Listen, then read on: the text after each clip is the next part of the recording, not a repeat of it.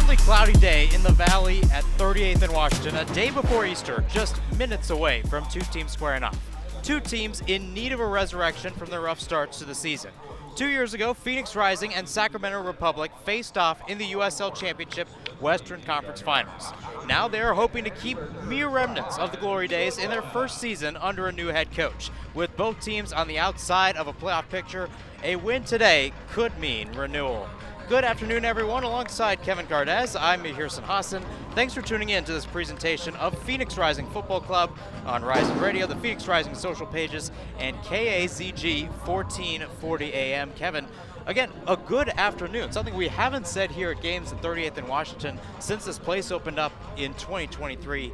Definitely an interesting game, an interesting matchup, and both teams trying to prove themselves here on this Saturday afternoon. Yeah, it's a big game for both clubs involved, right? You're trying to get off the ground still if you're Phoenix. You get that huge win against San Antonio 2 weeks ago, and then you feel like you really fall flat against Detroit. They concede 3 in the last 5 minutes, and they lose 3-2 to Detroit after holding a 2-0 lead the entire game. Then they get it back against Tulsa in the Open Cup, but you just know no 3 points against Tulsa. Just an Open Cup win. One of the bigger Open Cup wins in club history, but you still don't get 3, right? And you're looking for that moment to come in Open League play. They hope they can find it today. Well, you talked about Tulsa. That's essentially a stepping stone of what we're seeing right now in a little bit. And when you take a look at that Tulsa game, it's what you expect out of the U.S. Open Cup over time overall. Again, you take a look at that game.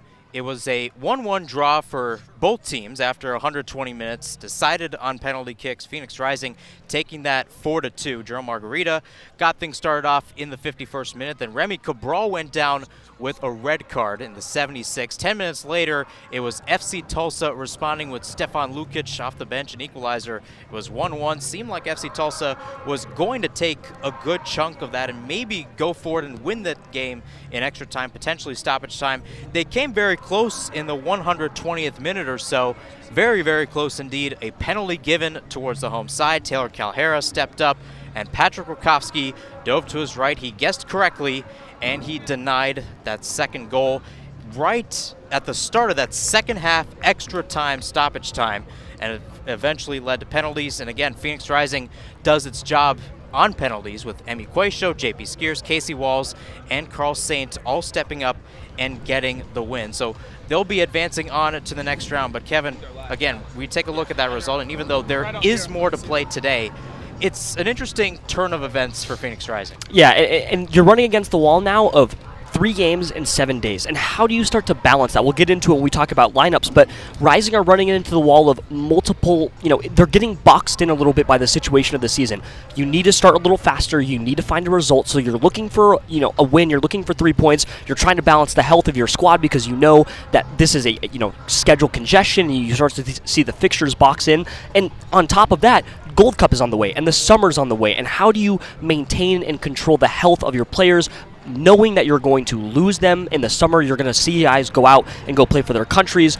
You've already dealt with injuries, early on in the year. How do you fix the holes? How do you fix the holes in the schedule? How do you fix the holes in the lineup, in the roster? Just a ton of questions that don't really have perfect answers yet, but they're searching for them, and Sacramento is doing the exact same thing. So Phoenix Rising is on to the 4th round of the U.S. Open Cup as they take on the Houston Dynamo, which has an assistant. Juan Guerra used to be the head coach of Phoenix Rising, led the Red and Black to the 2023 USL Championship, and that takes us here today. Again, a trip down memory lane, of course, May 7th, well away from now as the Houston Dynamo come here to 30th and Washington. If Phoenix wins that game, they will host either Austin FC or El Paso Locomotive in the round of 16. But back to where we are today, April 19th, a Saturday afternoon. The sun's starting to peek out from the clouds here at 30th and Washington, and fans are relatively here early. Again, a lot of pregame festivities today with Easter Saturday upon us. There was a big Easter egg hunt. There were about 2,000 eggs out on this pitch, and again, a lot of fans came on the pitch trying to get the eggs. A lot of kids running around trying to pick them up. It seemed like all of the eggs were gone in, I'd say, maybe 1 to 2 minutes. They just converged on the field. They got their eggs. They got their candy. Hopefully some treats with them as well. And they're hopefully getting another treat today, Kevin Cardez, with Phoenix Rising. Again, what does it take for this team to get 3 points at home and do that for the first time in 2025? Well, they need to play 90 minutes of good football. The biggest issue through, the first month and a half of the season has been not starting fast enough and sometimes not finishing strong enough, and you need to play a complete 90. For the first 4 weeks, it was, we're getting punched in the mouth, everybody else is scoring first, we're not responding early enough, and then against Detroit, it's, we fell apart down the stretch, and that happened again, too, in the Open Cup. They conceded in the 87th minute, and that's why they played 120, which now they're going to feel the effects of 3 days later, because fixture congestion, and then you just played the 120 minutes and went to a penalty shootout. They need to play a complete 90 to win at home. It would be their first win since September of last year. They haven't brought home 3 points in too long in front of their home fans, and they deserve it. So this is the chance. Get it back. You have a rare matinee, midday game, 1 p.m. The weather is fantastic. The sun is out. We never get these moments. Capitalize, make it yours, and bring home 3 for the people who sit in these seats week in and week out. So both teams are on the field right now for pregame warmups, as we said, about 20-25 minutes away from kickoff here on Rising Radio and KAZG 1440 AM. We'll take a quick break for our sponsors to recognize themselves. When we come back, we'll go through the starting lineups and talk to our 2 sideline reporters today here on Rising Radio. Zuzuchukwu's in. Arteaga! You're listening to Rising Radio, home of the 2023 USL champions. Bliss and a burst of red smoke. Phoenix Rising, our home. Welcome to 38th and Washington. Stick around for more as our broadcast continues. Buying a house can seem almost impossible, especially today. But with the right agent in your corner, it makes the challenge seem effortless. Hi, I'm Connor Cochran with Good Oak Real Estate, your go-to agent in the Valley. Whether you're buying, selling, or investing, I'm here to guide you every step of the way. Because finding the perfect home shouldn't be stressful, it should be exciting. Call 480-688-3200 today. Again, that's 480-688-3200. Let's have the conversation. The lunch break. If this team wants to go where they think they can go, deep in the playoffs, standing toe-to-toe, trading blows with the Dodgers, Zach Gallen might have to win a start in Dodger Stadium. Zach Gallen might have to go into Philadelphia, might have to go into New York, might have to go into Atlanta and win a road start for this team. The lunch break. Heard from 11 to 1 here on KDUS AM 1060 and the KDUS AM 1060 app. You're listening to the Jim Rome Show. Did the Mavericks raise ticket prices as soon as they saw Kyrie writhing on the floor in pain? Would not surprise me at all, given that's exactly what they did after they dealt Luka and before Kyrie went down. Never mind raising ticket prices. Now that Kyrie is lost for the year, why not just make it official and announce today that you're moving the franchise to Vegas? Trust me, nobody would be surprised. Hey Phoenix Rising fans, this is Discount Tire, your hometown tire retailer and trusted partner on the road for over 65 years. We know it can be overwhelming when buying tires, but we're here to help. Our online tire buying guide, Treadwell, makes finding the right tire simple. Just plug in your vehicle, location, and driving habits, and Treadwell will give you unbiased, personalized recommendations based on your needs, not based on price. Inviting, easy, and safe. Just how tire buying should be. Shop tires with Treadwell at discounttire.com. Let's get you taken care of. Hey, hon, what you doing with your phone? Taking pictures? No, I'm asking it questions. Like what? Hey, Bobo, do flowers have best friends? I'm sorry. I'm afraid I don't know that. Hey, follow me. I want to show you something. Look, flowers do have best friends. Whoa. Some answers can only be found in nature. Discover the unsearchable. Visit discovertheforest.org to find a trail near you. Brought to you by the United States Forest Service and the Ad Council.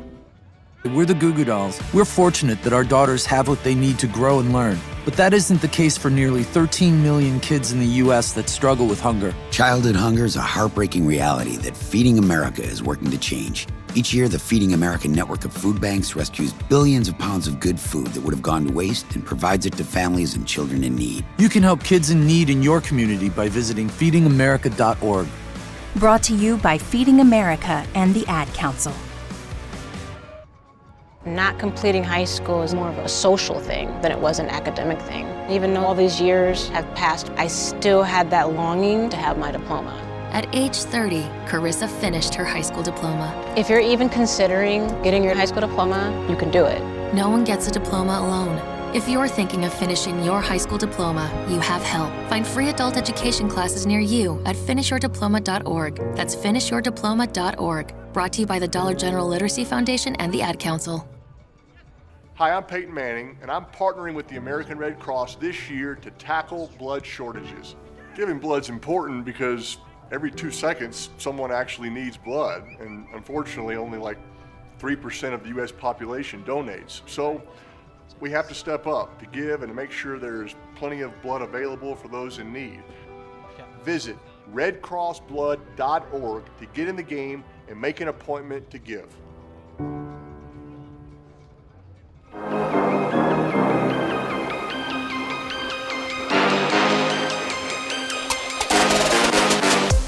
little bit of a validation when you're doing well, but you know that the results are not coming. So we talked a little bit about the adversity that we face with the injuries, with the plane delayed, you know, and have them making it in by midnight, 12:30, you know, and then you have to have an afternoon game. But the resilience and the grit that the players shows is fantastic, and they have shown it all since we started in pre-season. So for us, it was nothing new, right? But to see the drive that they had and understanding that doing the little things will lead into the performance and the victory that they want, and that was more important.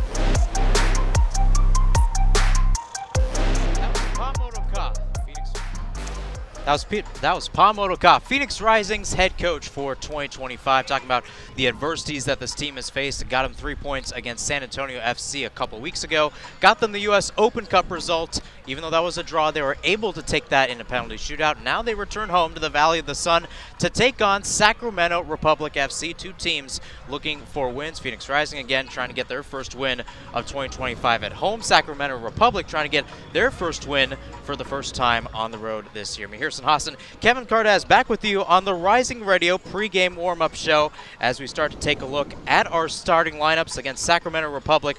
We'll be lining up in a customary 3-4-3 today here on KAZG 1440 AM and the Phoenix Rising social pages. As you can see, if you're tuning in on the social pages, you can see the lineup in front of you. Danny Vitiello will be in goal for Sacramento Republic. Your three in the back going from left to right will be Michelle Benitez, Freddie Kleeman, the former Washington Husky, and Jared Timmer. In the midfield, a couple of changes for this side led by Neil Collins, the Scottish legend. It'll be Jack Gurr on the right-hand side, one of the club legends. On the left-hand side, the German Dominic Vonner, the double pivot, led by Chibi Ukebu, the 18-year-old, along with Blake Willede. Two homegrown guys will be manning the midfield today for Sacramento. Up top, it's the same kind of pairing as we saw on Wednesday against El Farolito. Russell Cicerone on the left, Christian Pirano on the right. In the middle, though, instead of getting Louis Jamison, we'll get Juan Sebastian Herrera right down the middle. Again, a guy who scored 2 goals in the past 2 games for Sacramento Republic FC. Kevin, you want to take a look at Russell Cicerone on the left-hand side, your player to watch for Sacramento. Yeah, Cicerone is what makes the Sacramento offense anything, right? They've struggled to score goals over the last 2 years. That's sort of been their kryptonite, a very crunchy, defensively talented team that sticks together well and flows on the counter, but they have lacked those operators in the final third and guys who can get it done in front of net. Now, traditionally, I think that Russell Cicerone fits better as a 10. I think that he should be there as their central attacking midfielder, but as personnel has allowed, he's slowly moved out to the left as a left winger more often, and there he'll lead the line up off the left. Just incredibly talented. He brings that FC Cincinnati MLS experience, but 70 appearances now for Sacramento. He notched that last week, his 70th appearance for the club. He scored 26 goals in his time with the club over the last 3 years. He's one of the staples of the Republic that have made them such a successful team and club over the last few seasons, and he bleeds Sacramento. Just a guy who makes it happen, and today, in a battle of two teams on two different sides of the coin, one that is so high-flying offensively and one that is so crunchy defensively, you're going to see those sides of the coin hit each other as hard as possible. But Cicerone is that catalyst that can flip the game in favor of Sacramento. If he can hit the back of the net and the nylon feels a strike from his foot, it's going to be hard for Phoenix to overcome it, knowing how good Sacramento is defensively. 8 players on the bench for Sacramento today. Jared Mazzola, the backup goalkeeper, along with Ryan Spalding, Trevor Amon, along with Rodrigo Lopez, Ryan JJ, A.J. Edwards and Lewis Jamison, along with Luis Felipe. Those are your starting players and your bench players for Sacramento Republic FC. Now to take a look at Phoenix Rising, your home side today. Again, a 4-3-3 with Pa Motoka as the head coach. Again, two teams looking on the outside, looking in right now in terms of the Western Conference. Phoenix Rising 11th right now. Patrick Rakowski, who started off that game on Wednesday against FC Tulsa, he remains in goal in favor of Tristan Henry, of 4-3-3. Starting on the right-hand side in the back line, Harvey Neville returns to the starting lineup, and moving from right to left, Pop Marboy. Casey Walls also getting his first start in red and black, and Braxton Montgomery will be back in his left back spot. In the midfield, we're expecting Noble Akello. In the middle, it will be JP Skierce, and then on the left in the 10th spot, Hope Aveyevu, and then up top, it's the same three that started the Open Cup game on Wednesday. Jerome Margarita on the right, Isan Sako on the left, Remy Cabral down the middle, and Kev, again, an attack that looks very promising overall. We'll take a look at the goal scorer from Wednesday, Jerome Margarita, who was all over the pitch against Tulsa. Joel Margarita lost the most duels in the game against Tulsa, and he also won the most. He also happened to be the man who put in the goal that led through 87 minutes for Rising, and it was basically on his back in which they had a chance to even win the game. Brilliant in all ways. The Curacao National is one of the best players to don Rising Red at this point. You can tell that he is a special player, and over his time, the last back half of 2024, the first 5 games of this season, trying to battle through those injuries that sort of stunted him getting onto the pitch initially, he has been Mr. Consistent. He has an assist and a goal, and then another goal after that in the last 3 games. His contributions offensively make this team so much better, and he's surrounded by such a fantastically talented attack. Whether it's Damian Rivera on the bench, Isan Sako off the left or up top, and Remy Cabral leading the line, Jurl is one of those guys that makes everyone around himself better. He's a super specific, special offensive winger, and he brings it in week week out. If Sacramento goes down in Phoenix today, it's because Jurl probably did his job, as he has for the last 3 weeks in a row, looking to make it a month straight of fantastic, consistent play. 9 players on the bench today for Phoenix Rising. Tristan Henry, along with Alex Araneda, who finds himself on the bench after dealing with some injuries. Jamison Ping, along with Carl Saint, Damon Rivera, Darius Johnson, Colin Smith, Cyrus Kowal, and Darius Formella. We talked about it earlier, Kevin. 2 sideline reporters pitch side today in the northwest corner. Ryan Myers will be the first one. He'll be mainly covering Sacramento today. Myers, how are you doing, buddy? Yeah, we're doing good down here, guys. It's a nice day. Weather's moving nice, about 55, 65 degrees or so. So great day for all the fans that come out. A little Easter egg on in the pregame as well. We're doing good down here. Now, you talked about the Easter eggs. Is there a chance you could maybe find one that, maybe the kids didn't pick up pregame? I doubt it. There had to be at least 500 people down here on the pitch a couple hours ago, and they didn't miss a beat. I think all the eggs were gone within a matter of about 90 to 120 seconds. They were wiped up by all the kids down here. It was funny. Well, let's take a look at this matchup, Ryan, because it's so interesting. Phoenix and Sacramento, you could tell that even when they played last year, there was so much energy between the two sides that were coming off that Western Conference final appearance, and then we saw that dissipate. We'll take a look at Sacramento for a moment. Again, they fire Mark Briggs in the offseason, and there's essentially a new team, even though they've kept a lot of players. What do you see out of the side? Yeah, they've only won 1 game in their first 5 so far in the USL Championship, but I think much to like Phoenix Rising, the Cup game in the midweek can add some momentum for them. They got a 1-0 win over El Farolito, as well as got able to get some stability in that sense, in that regard. We look up top as well. You mentioned the striking partnership up there. Juan Sebastian Herrera has 2 goals in his last 2. We talk about a team in Sac Republic that struggles to score goals consistently. I think he'll be a big indicator to the Colombian International to see how Sac can do in terms of breaking down Phoenix Rising and working their way towards the box and getting goals. And you take a look at fitness as well. Again, 2 teams that have 3 matches in the course of 8 days. What does that look like in terms of Sacramento? Again, Herrera getting the start today over Jamison. What does that bench overall look like for Sacramento? Well, it'll be fun to see because, as we know, Sac likes to play that 3-4-3 system. They like to kind of sit back on their woes. So don't be surprised if Sac is playing a reserve style of ball today. Like you mentioned, 3 games in 8 days is a lot on the legs, a lot on fitness. It's still a sunny day, even if it's not the most hot here in the Valley of the Sun. So we'll see how that kind of tests and makes it into the matchup.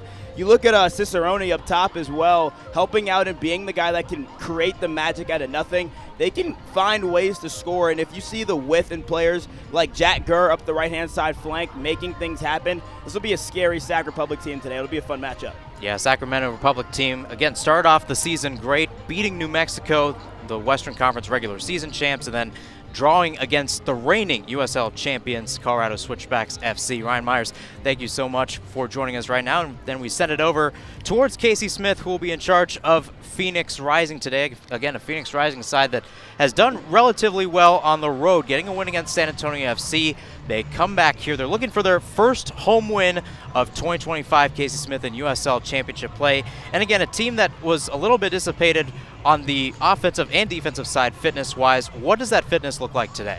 Yeah, their fitness has obviously been a big issue. Looking back just a couple of weeks ago when they were in Monterey Bay, missing out on 11 players, lost 2 to suspension going into that next match week.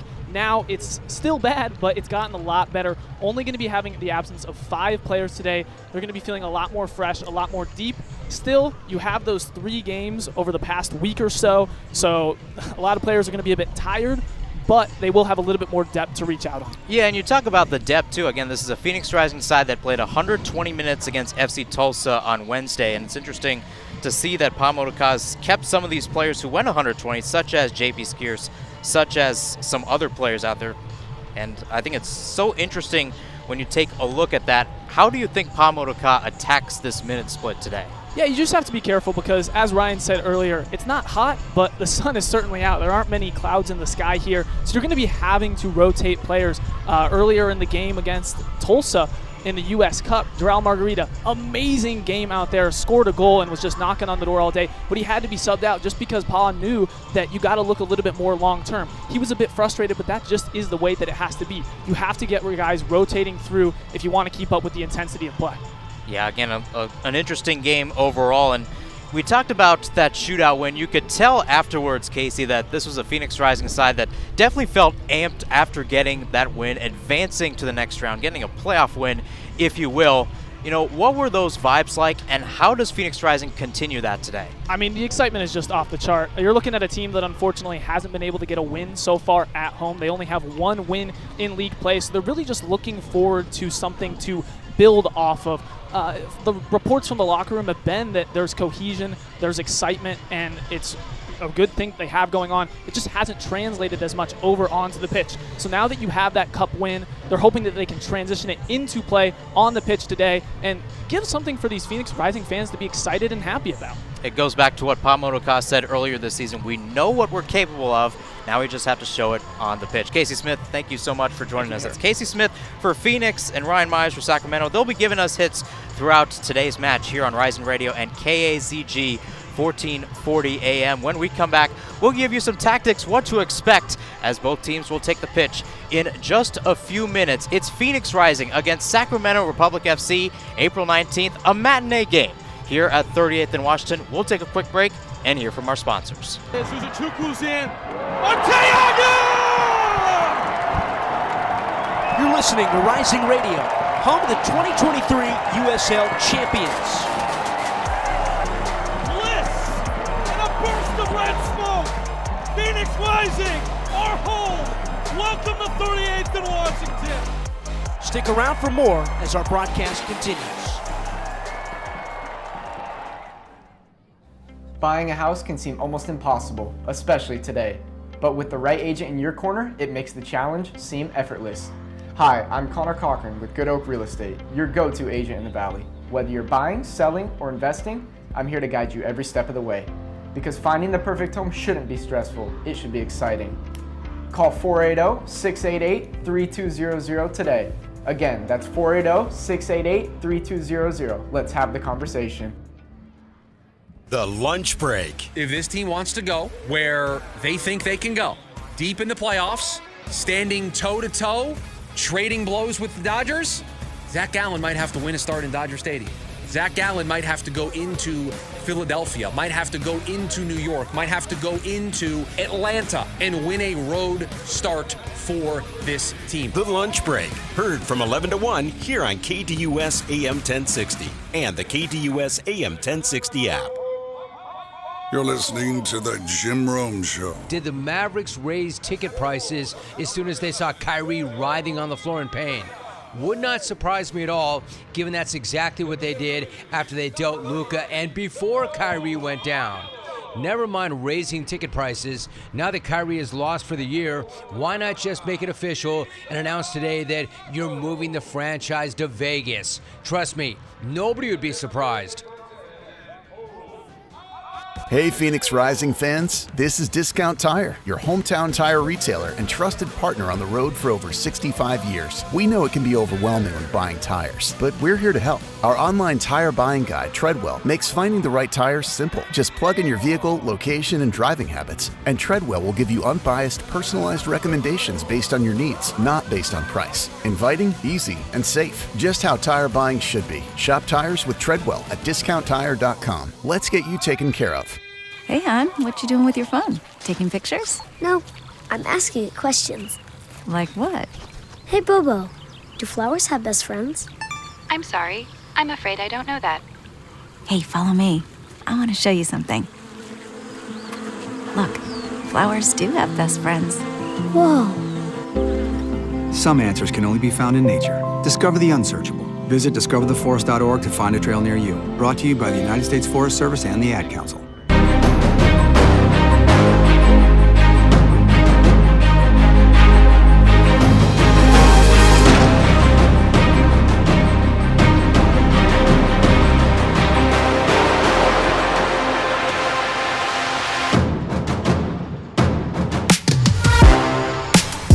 It's a partly cloudy day here at 38th and Washington, a stadium that has been home for Phoenix Rising since 2023. But today it sees something for the first time, an afternoon regular season game as Phoenix Rising takes on Sacramento Republic FC in a rematch of the Western Conference Final from 2 years ago, with the Red and Black searching for their first home win of the season. Good afternoon, everyone. Alongside Kevin Cardez, I'm Hirson Hassan. Thanks for tuning in. It's been a festive afternoon, or rather it's been a morning that has turned into afternoon here at 38th and Washington. Fans clad in red in multiple colors across this great stadium. So many different fans, so many different kids out here today. Again, a lot of different Easter festivities, and we'll toss towards the national anthem in just a few moments.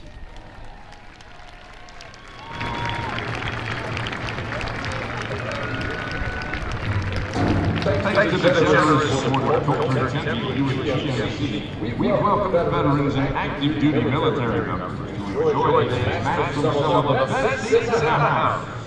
And now, before we invite everyone to stand and join us in a warm, thunderous round of applause as we say thank you for their service and sacrifice.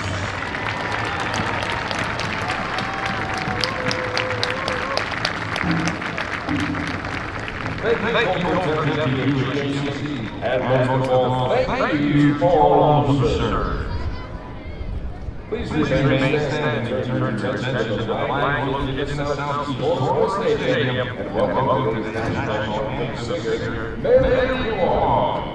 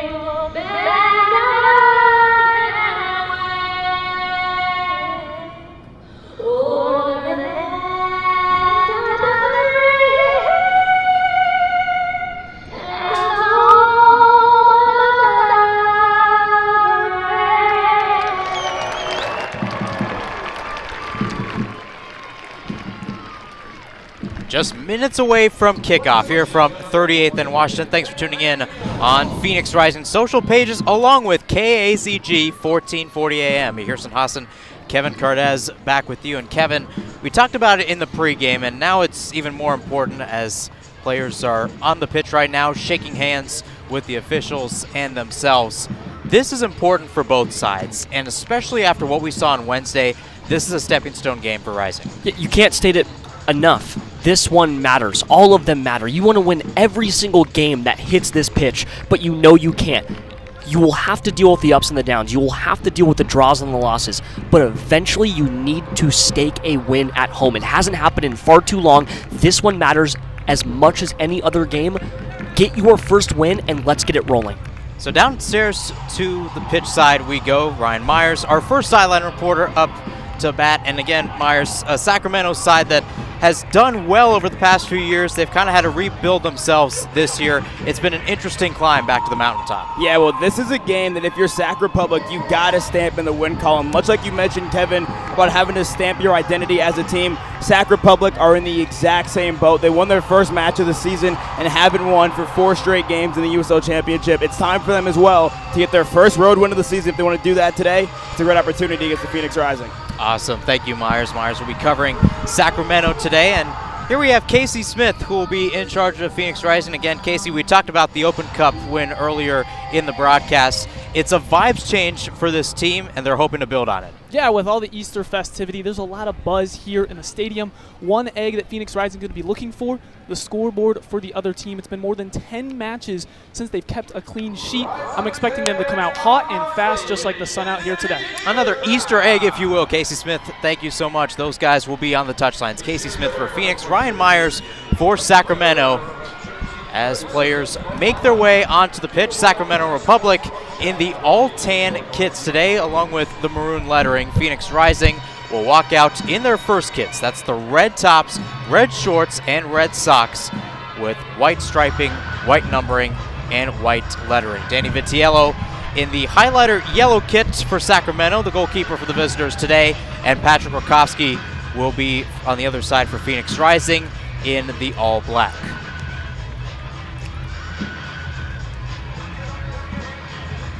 Your officials for today: referee Nabil Bensala, his assistants Cameron Seiler and Emmanuel Padilla, and the fourth official on our near side touchline, Oziel Mendez. Fans starting to file in on this matinee game. First time in a long time Phoenix Rising has seen a matinee game. Again, preseason-wise, they've held many, including earlier this year against St. Louis City SC2, the MLS Next Pro side. They try to do something they haven't done the first time in 2025. Win a game at 38th in Washington. That last win, as Kevin alluded to earlier, on September 21st, a 4-0 win against San Antonio FC, an ambush where everything just seemed to be perfect. On a relatively perfect day here in the Valley of the Sun. The sun is shining, the clouds are slowly fading away, fans draped in many colors, many of which red and black. It's going to be Hope Avievu and Remy Cabral right now in the center circle. Phoenix Rising in to kick this off, moving from right to left, and it'll be Sacramento moving from left to right. We're underway here from the Valley of the Sun as this one is kicked up in the air and planted in towards the midfield. Noble Okello, first time ball, plays it over the top, looking for Sacco. It's headed down, headed up if you will, and now bouncing around towards Jack Gurr on the right-hand side. He's taken down by Sacco, and that's our free kick, our first free kick of the day, 22 seconds in.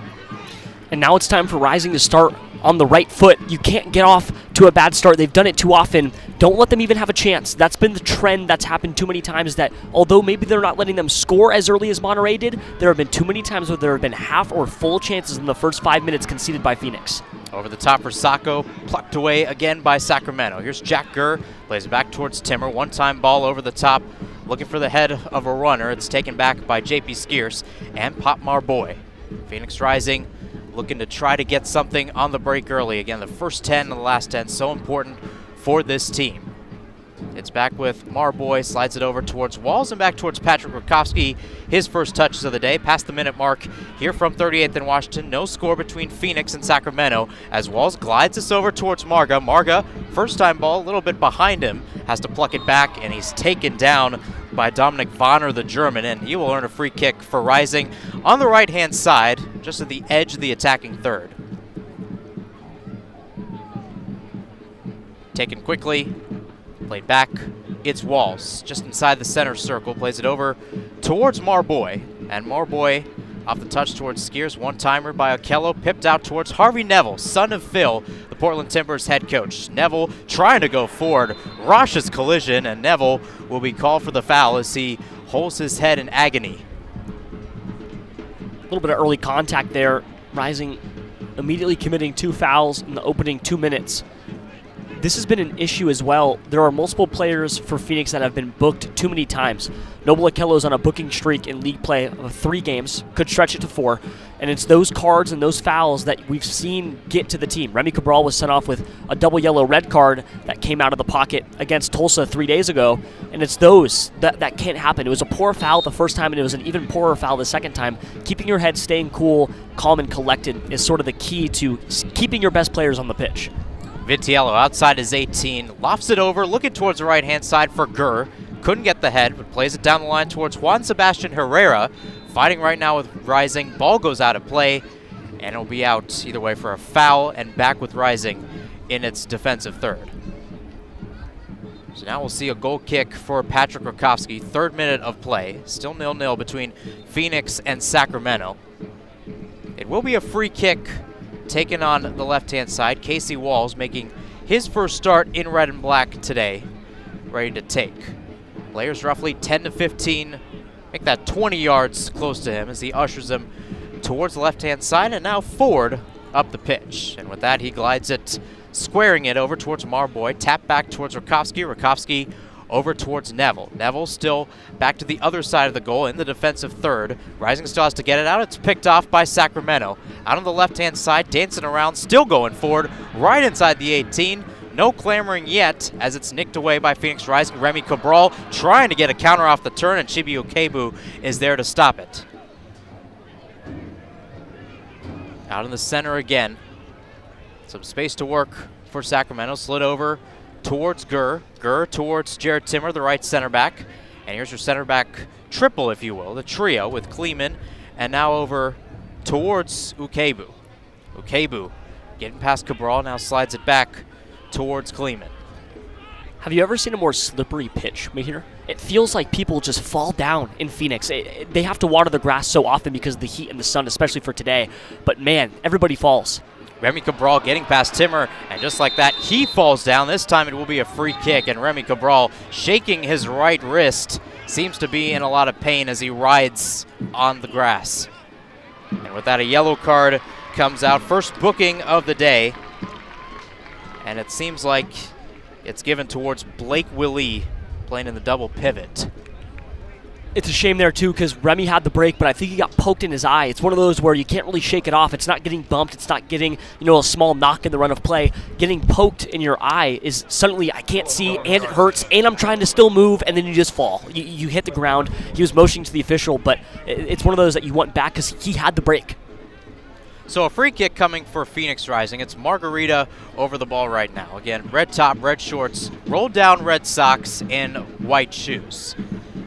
Rising will set up roughly 3 to 4 yards away from the 18 on the far side of the pitch. Right half space for the home side. A one-man wall for Sacramento. That's Russell Cicerone. Cicerone will now back up, and the whistle will blow. Marga takes his right hand down. His right foot goes to the ball, lifted into the box. Skiers puts a head to it. It's pushed off, and the offside flag goes up on the far side of the pitch. 6 minutes to play.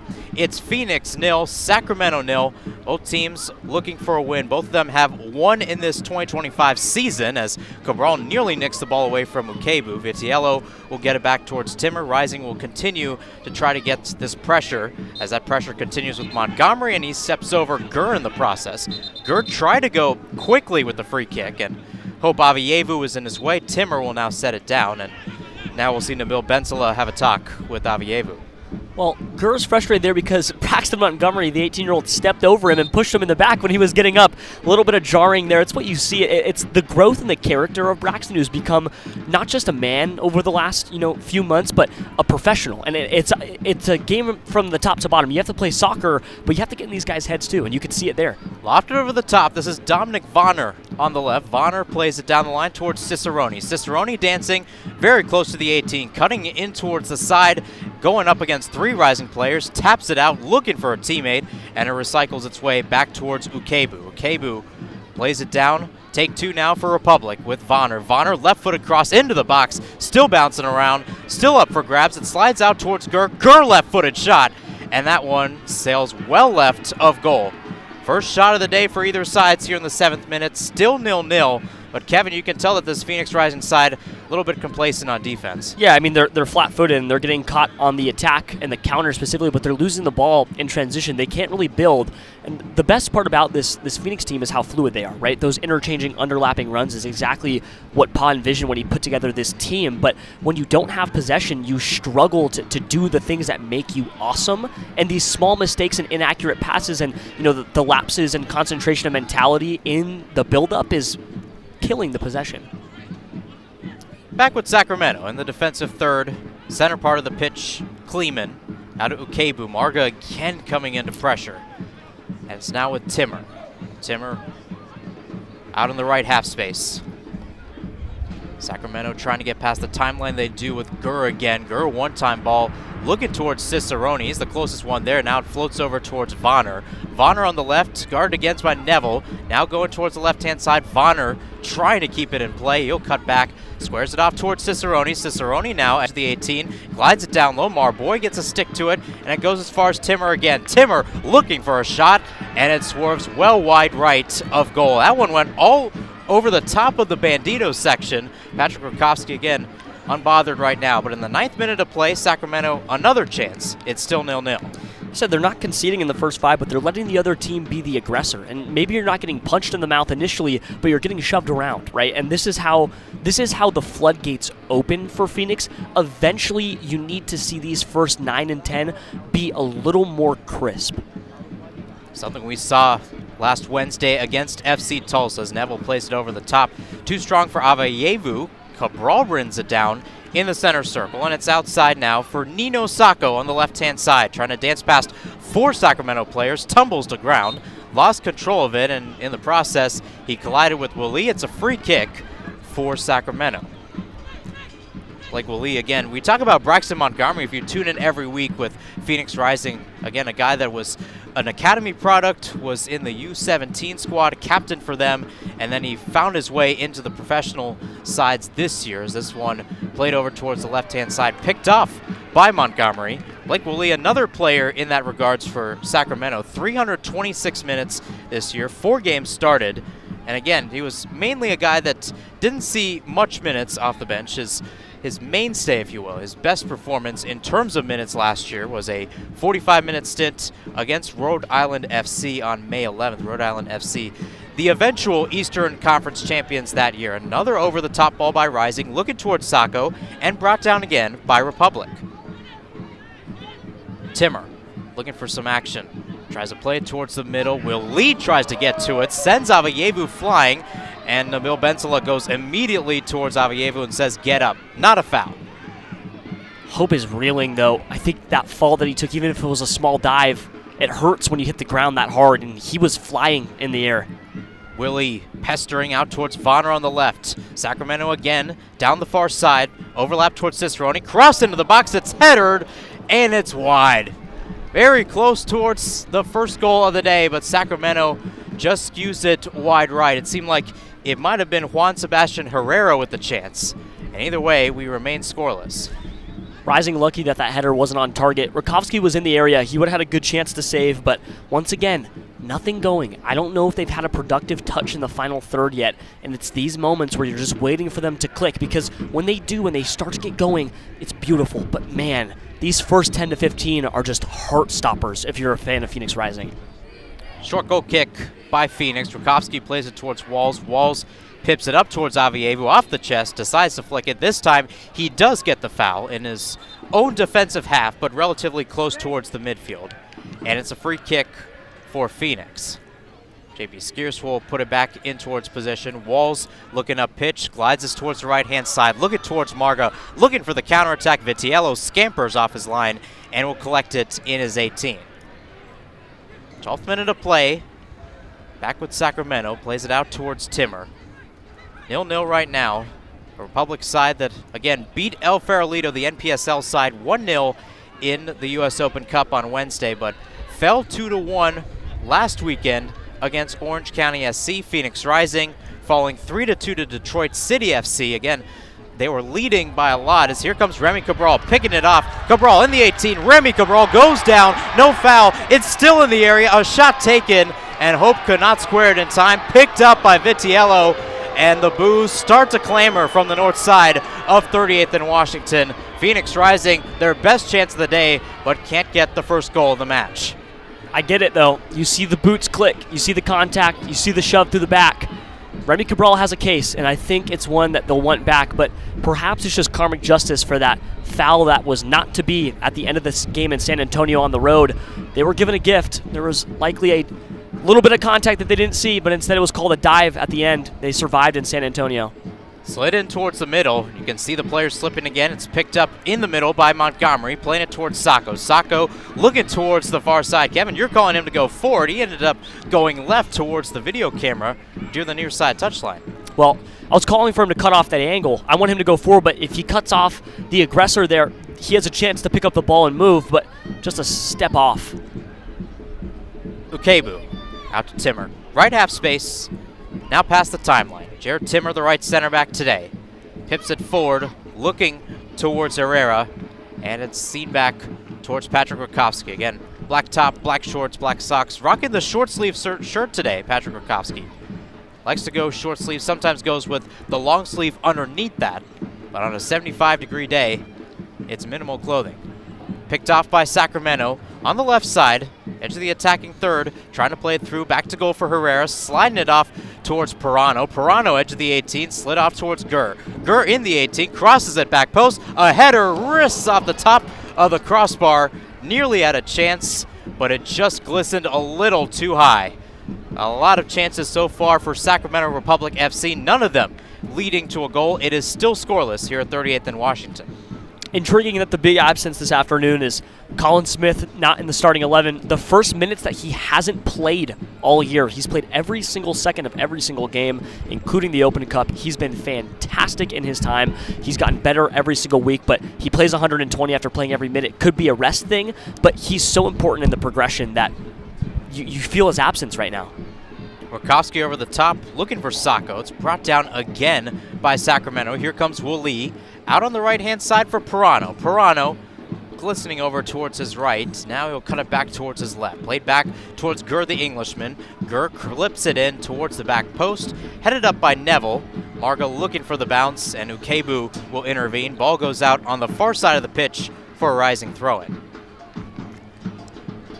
Taken by Neville. Back towards Pop Marboy. Marboy Skiers, and Skiers couldn't play it over back towards Neville. So another chance here for Sacramento Republic in the attacking third as it's clipped into the box. A chance running, a shot taken, and it is saved by Patrick Rakowski. A marching run from Christian Pirano. It was glistening towards that right-hand side, and Rakowski with the left-handed paw. It stayed out of bounds. He's able to collect it, and 15 minutes through this match, it is still Phoenix 0, Sacramento 0. Well, you teed it up earlier, Mahir, and I wanted to say it, but then there was a chance in the box. Sun's out, guns out for Patrick Rakowski. Love the short sleeve look, and man, he stretched for that one. He's been so good since that Open Cup start earlier this week. Continuing that run of form, he looks as athletic as I've ever seen him. What a save. Okello. Out on the center, he'll stop his run and gets it out towards Walls. Walls plays it off towards Avievu and back again towards Walls, the San Jose Earthquakes homegrown. Back with Rakowski. Some pressure coming by Sacramento. He pips it out towards Avievu on the left. Avievu playing it in towards Montgomery, who's essentially playing that left center midfielder position, if you will. Nonetheless, here comes Avievu trying to play the overlap towards Sacco. Sacco rushing towards the near side corner, and he takes down Gurr in the process. He was sliding through, trying to clip it with his back heel, his back calf, if you will, the right-hand side. And it ended up getting Jack Gurr, who has been fouled early and often in this one. 17th minute, a free kick for Republic. I've noticed that when Rising feel that they're not able to knock on the door, they start to get a little wider. Hope Avievu had two people running central. You had Remy Cabral and Joel Margarita charging towards the box. His pass of choice was to Sacco going down that left half space into the channel looking for a cross.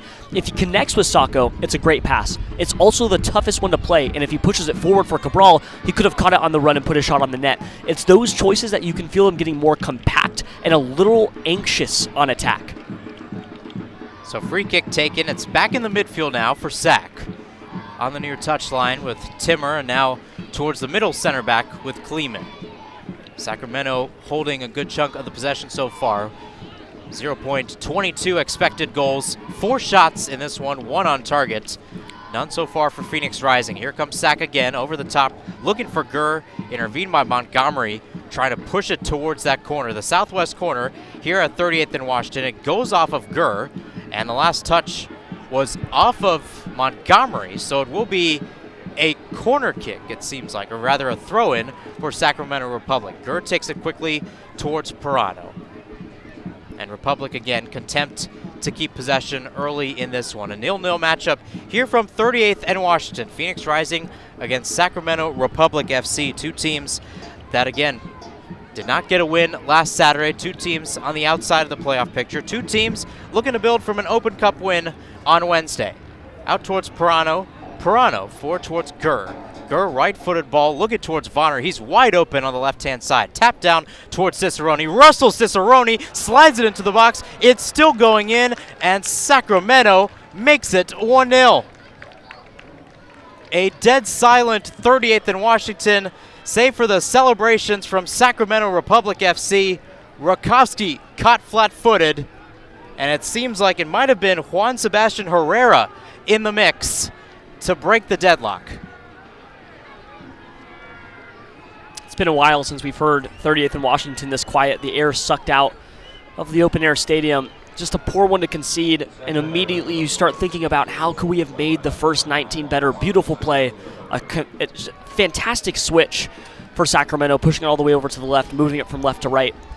And suddenly, everyone is silent.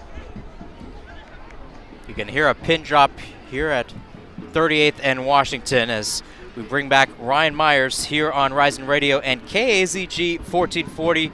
Myers, what do you have for us? Yeah, guys, obviously Sebastian Herrera to get the goal. We talked about him in the pregame as being a guy who could kind of make a difference, being a true number 9 there in the center of the pitch. But it's been the crossing, especially from the left-hand side of the pitch early for Sac Republic. We know. Here comes Phoenix with Sacco. He puts it in the net, but he's offside. Preemptive celebration breaks up Ryan Myers' hit. What else did you have for us? Well, what I was going to finish off with before an incredible almost goal from Phoenix Rising was to talk about the fact that in the last time out for Phoenix here against Detroit, they gave up a couple of goals late in the game to crosses from the right-hand side defensively. That same goal today coming from the left-hand side of the pitch for Sac Republic, paying dividends early on for the Sac Republic away side. Myers, we thank you. 20th minute of play, I should say. Phoenix 0, Sacramento 1. Mihirson Hassan, Kevin Cardaz, Ryan Myers, along with Casey Smith on the touchlines today, reporting on what they're seeing at field level. Sammy O'Brien running the producing board today. Phoenix Rising, just like the case when they hosted Sacramento back on May 4th, 2024, they give up the first goal in the first half, and they have to come back. Sacramento's sitting in a back 5 now, trying to park it. Now towards Sacco. It's picked off by Timmer. Or make that Kleeman. Kleeman might have lost it on the near touchline. Still looking for a ruling, and it will be a throw-in for Phoenix Rising. So Avievu taps it down towards Montgomery, playing in the left back spot. He was in the left center back spot for the past 2 games. Here comes Montgomery again. Rising trying to bring more bodies into the attacking third now. After the 18, Okello leaves it off towards Skierce. Skierce towards Montgomery. A lot of traffic for Phoenix Rising on that left-hand side as Montgomery clips it in and Vitiello makes the catch. Easily run down by Vitiello towards Michel Benitez, and Benitez out towards Vonner again on the left. Vonner had a little bit of that service, got the pass, and had the space on that left to give Sacramento that 1-0 advantage. Here they come again as the ball's clipped in. Nobody in the tan jerseys available to get that as Walls will clip it towards Marboy. Marboy back towards Walls. And Walls will clip it up pitch, looking towards Cabral. It's chested away by the back line from the visitors. Pamodoka now has the ball in his hands, going with, I would say, maybe either a black or a navy blue sweater, along with the gray pants. I think it's a black sweater on top of the gray pants. It's hard to see. There's a lot of sunshine around Pamodoka right now as the sun is beaming off his head as well. So stylish. Akello in the center, 22nd minute of play. Sacramento up 1-0. Can Phoenix Rising respond before halftime? Neville plays it down the line towards Margo. This could be good. In the 18 now, Margarita trying to square it. He had Sacco right at around the penalty spot, just couldn't get it to him as it's clipped away. Here comes Sacramento with Willie. Willie trying to dance around hope. He does, and it's left off again. Blake Willie, the 17-year-old from Sacramento, and 5'7", only 128 pounds, trying to be robust in the midfield as he gets it off towards Timmer. Timmer some space to work. Right half space for Sacramento. In the defensive half, close towards the timeline. Benitez, left-footed ball, out towards Vonner. He's seen many touches so far in this game as he leaves it off towards Benitez. 23rd minute. What does Sacramento have in store? Timmer out towards Gurr. Able to work their way around the pitch, the visitors today. Benitez back in the center, lofted out again towards Vonner. Vonner plays it down towards Cicerone, receives it on his right. Cicerone cutting towards his right, cutting in towards the middle, try to go 1-2 with Benitez. Take two now, gets it back towards Cicerone. Some space edge of the 18, off towards Pirano. Left-footed shot by Pirano, and that one is seen wide left. 24th minute of play. Phoenix Rising still getting ambushed right now on a Sacramento Republic side that, again, with the expected goals now rising to 0.79 in this game. 5 shots so far for Sacramento. That might have been 6, and 2 of which have been on target.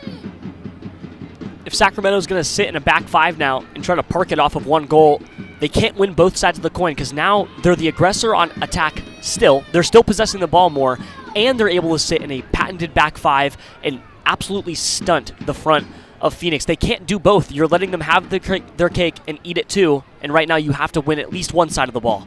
Herrera wins it back, now gives it off towards some fellow players. That's Vonner out towards Cicerone. Cicerone now guarded against by Marboy, trying to get an intervention. Benitez with a shot, and that one hits the scoreboard. It's good. Not good enough for a goal, but good enough in height. I've never seen that. Me neither. Yes, we have one ball that goes over the back of the stands and into the railroad tracks, and one that hits the scoreboard. So the ultimate question is, Kevin, if a shot like that goes into the back of the net, you might need new netting next week. Yeah, there's a chance. There's a chance. Gaelic football points are so back at 38th and Washington. Second straight home game. Somebody's got to score. It's 1-0 Sacramento, and that one was scored in the back of the net, not through the uprights, as Phoenix Rising once again trying to get back on the front foot. Here comes Noble Akello, the Canadian, in towards the left half space in the attacking third, plays it towards the center for Avayevu. Avayevu looking towards his left, now plays it towards Margarita. Margarita down low, can't find Cabral, and Vitiello crouches towards his right. He'll now crouch on his belly. He'll make sure that everybody gets out of his 18 as Sacramento still leads 1-0. Remy a step away from being able to put that one in the back of the net. So close, but you can tell that the offsides call that got Isan Sacco called off and the goal that they scored waved off is going to linger for a little bit. He was so glued on side, trying not to have the flag come up, that he wasn't able to release early enough and actually get a foot to the ball in time. So 26 minutes of play. Jack Gurr able to get up and will be taken by Sacramento. Rising still haven't registered a shot. Sacramento has 7 and 55% of the ball. You can't let them win both sides, Mahir. That's the issue right now. So a water break here from 38th and Washington on this 75-degree day. 26 minutes through. Sacramento 1, Phoenix 0. And as the Phoenix Rising players congregate with their coaching staff, Casey Smith, you got something about Pamodoka. Yeah, Coach Pa was all about being aggressive on the defensive end before the goal. He was constantly egging on his team to press up, press up, press up. That was about all he was saying. Post-goal, he's been a lot more reserved as Sacramento has kind of gone into a more lateral style of play. They're getting crosses all over the top of the pitch. He's been sitting back, observing, and switching a bit more to being a little bit more laid back on the defensive end. Now, we've seen Pa Motoka really use the water cooler as his basis, if you will, Casey Smith. And again, he's been kind of on this water cooler for a while, and he's kind of been going up. I don't know how much you've been able to see of that over these first few minutes. Yeah, he's certainly shifting back and forth, and he's quite made it his home. Casey Smith, thank you very much. Roughly a 1-minute water break is ending here at 38th and Washington. Thanks for tuning in on Rising Radio, the Phoenix Rising social media pages, and KAZG 1440 AM. Alongside Kevin Cardes, I'm Mahir Sanhasan. It's match day 8, technically speaking, for Phoenix Rising. Match day 7 in USL Championship play. Trying to continue on from Wednesday's US Open Cup win against FC Tulsa. And also trying to right the wrongs from what we saw last Saturday. A 3-2 loss against Detroit City FC, where they led 2-0 in the 85th minute and then conceded 3 goals in the span of 5 minutes. A free kick for Sacramento on the near side of the pitch. Pipped up by Timmer, looking towards Gurr. Gurr trying to get away from Montgomery, and the ball seeds its way towards Rakowski. Rakowski plays it towards Marboy. Marboy in the right half space. Glides it over towards Casey Walls. Walls, left half space. Some acres to work here. Slightly tapping the ball, still looking for some options. Now stops his run roughly 15 yards away. Picks it up and glides it over towards Harvey Neville. Boy, does he have some space. He just can't get to it on the right-hand side. It's another throw-in for Sacramento. Noble Okello threw his hand in anger there. He thought that Neville had a chance to get there, but he didn't crash fast enough, and so he watches it go outside. Neville hasn't been involved enough so far in the build-up, playing off the right. That's actually his natural position. They need him to be around more and on the ball, and they need to be able to progress off of both the left and the right. That's been the issue time and time again. Injuries haven't allowed Rising to be fluent on both sides of the pitch, both half spaces, often only able to access one half of the field, especially offensively. Neville needs to be better. How does this compare to what we saw on Wednesday, especially the first half against Tulsa? Tulsa had a little bit of energy to it. They got that goal in the second half, but the first half was very fast, rambunctious. This time it just feels sort of flat-footed and slow. You noted that earlier in the broadcast, Mahir. Phoenix hasn't been able to do much, and so they feel a little lackluster. Okello down the right-hand side, going up against Christian Pirano. Probably a foot difference between those two players. Now towards Sacco. Sacco runs into Gurr. He's taken down. Gurr is calling with his right hand for Sacco to get up, and he will. No foul called as Gurr will scoot this forward, looking for a player up the pitch. That was Herrera, the goal scorer right now. That's your only goal so far from 38th and Washington. It was taken in the 19th minute. Cross put in by Russell Cicerone. Herrera between two Phoenix Rising players taps it in past a flat-footed Rakowski. And here we are right now. Phoenix Rising on a rare matinee game, trying to get a result, trying to get a win. A lot needed for a win as Sacramento loses possession right towards Kopp. Picks it up, gives it towards Okello. Quick throwing down towards Walls. And Walls back towards Rakowski. Again, 120 minutes. 4 saves for him, including 2 from the penalty spot, 1 in extra time, 1 on penalties against Tulsa on Wednesday. His first USL Championship start since March 22nd against Rhode Island. Back with Sacramento with Pirano towards Gurr. One-time ball looking for Herrera, looping forward. Marboy trying to guide it, and he heads it off the bounce towards Rakowski. 31st minute of play. Sacramento 1, Phoenix 0. It's Walls as 30th in Washington. Again, the sun's kind of going in and out based on the amount of clouds we've seen. As Avievu plays it forward towards Vitiello, he catches it off his bounce on the left half space. Immediately rolled towards Vonner, the left wing back. Vonner past the timeline, giving it off towards Cicerone. Cicerone leaves it towards Willie. Blake Willie towards Timmer. Timmer in the right half space, edge of the attacking third. Pressured a bit by Sacco, and Gurr just has to clear it back towards Vitiello, his netminder. Still nothing going. Now Rising's going to try to find a way to break the back five in terms of just finding that moment over the top. These long balls that are being sent aren't necessarily the wrong idea, but you have to win the aerial duel to actually initiate that counterattack. They haven't quite gotten there. They have been close, like that offsides goal, but they need to finally connect on one long ball over the top, and it could shatter this game. Cicerone down the left. A guy who's been in USL for many years now. Here he is again, left-footed cross right into the area, and it's caught by Rakowski. 32nd minute. What can Phoenix do? Down 1-0. They were able to rally multiple times this season. They were down 4-1 against El Paso Locomotive in the second half. Bursted forward and got a willing draw, their first draw of the season. Rhode Island SC, they were down twice in that game, and they rattled back to get a 2-2 draw.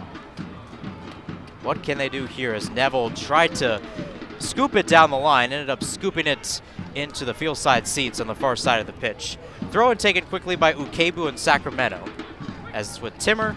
Timmer out towards Gurr on the right-hand side in the defensive third for Sacramento. Trying to play it down line towards Herrera. Pushed from the back by Marboyd. No foul called by Nabil Benzela. Been a roughly calm day so far for Benzela and his whistle. As here comes Pirano working forward, and now he will blow it with an injured Phoenix Rising player down. Hampered on all fours, it was Hope Aveyevu, the native of Accra, Ghana, was named to the USL Championship Team of the Week against, or rather for his goal against Detroit. In the 71st minute, made it 2-0 in favor of the red and black. Wearing all red today. And Hope has been the recipient of a few really hard fouls. One that was called for simulation. The others, he's just been tossed into the grass. And it's just, you know that it starts to add up. You can see him trying to shake this one off too. Rising can't afford more knocks. So keeping him healthy is pertinent right now. Timmer, back to goal towards Pirano. Leaves it off again towards Timmer. Trying to get something going. It's towards Michel Benitez on the right-hand side. Space opening up here for Sacramento as it's lived off towards Willie. Willie scampered out towards Vonner. Vonner on the left, cuts it back. Willie again, plays it top of the box. Pirano out towards Gurr. Gurr on the right, crossed into the box. One-time shot is buried in the back of the net. And it's Russell Cicerone, a jump, a fist pump, high in the air with his right hand in the 35th minute of play. Murmurs throughout 38th and Washington. It's Sacramento Republic 2, Phoenix Rising 0. Sacramento's Mr. Consistent gets it done. These switches, these crosses of play. Ryan Myers, our sideline reporter for Sacramento Republic, he noted it, and it was absolutely correct. Every time they go from left to right and they make these long sweeping changes, everything gets a little harder for Phoenix. That goal, so brilliant. Patrick Rakowski didn't stand a chance once the ball landed on the other side of the post. And now Phoenix has to search for not one, but two answers to find just 1 point. And if they want to bring home 3, they'll have to find 3 goals as well. That was goal number 3 for Russell Cicerone this year, the team's leading goal scorer. Again, scored against New Mexico in the opener, scored 2 weeks later in their second game against Colorado Springs. And now back on the score sheet. Russell Cicerone, again, Kevin Cardez talked about it earlier. This is a guy that's been in the USL for a while. Won the USL Supporters Shield with FC Cincinnati back in 2018 before they made their jump in the Queen City to MLS. A lot of teams, a lot of players with experience. What does Rising bring to that table? Out on the right-hand side, some space for Okello, the 6'5" Okello, knocked away by a couple of Sacramento Republic players, and here come the visitors again. Lifted out towards Gurr on the right-hand side, a little bit too far in front, as Sacco will shove him down on the touchline right near Phoenix Rising's bench, and it will be a free kick for Sac. Right in front of Vikram Burke, Pamodu Khan, the rest of Phoenix Rising's coaching staff. And a yellow card will be issued towards Isan Nino Sacco for that shove. There might be another one that comes here too to the coaching staff. You can see he's touching that pocket, thinking about it too. a long-spirited conversation between Pa Modoka and the head official, but I didn't think that was a yellow offense. Now, granted, Sako's been on the punching end of a few fouls this afternoon so far through just 37 minutes, so maybe it's a crowd control moment trying to make sure that the quell of the game doesn't get too loud for the crew, but I didn't think that was a yellow, and I think that's what Pa Modoka is trying to convey to the head official. So taken again by Timmer. This ball's just left up in the midfield. Taken off by Cabral, tracking back, and here comes Rising again. Akello off towards Cabral, right down Broadway. Leaves it off towards Margarita in the 18. Juro Margarita cutting back. Margarita shot curling. It's in! Juro Margarita. The Curacao International keeps on dancing. And just 2 minutes after Sacramento doubles its lead, Phoenix Rising cuts it in half. 37th minute, Republic 2, Rising 1. God, we're good here. Both of our players to watch, and they both get a goal. Cicerone gets his, Jurl gets his. Jurl, Mr. Consistent on both sides. You saw Sacramento get theirs. Jurl gets his. Beautiful goal, curled right into the back of the net, found the far post. Phoenix needed it, and now the fans are into it, and this is when you can see the momentum turn. You wanted to score that goal before Sacramento went up 2-0, but now you have a chance to dig your way back in, and it's not even the second half yet.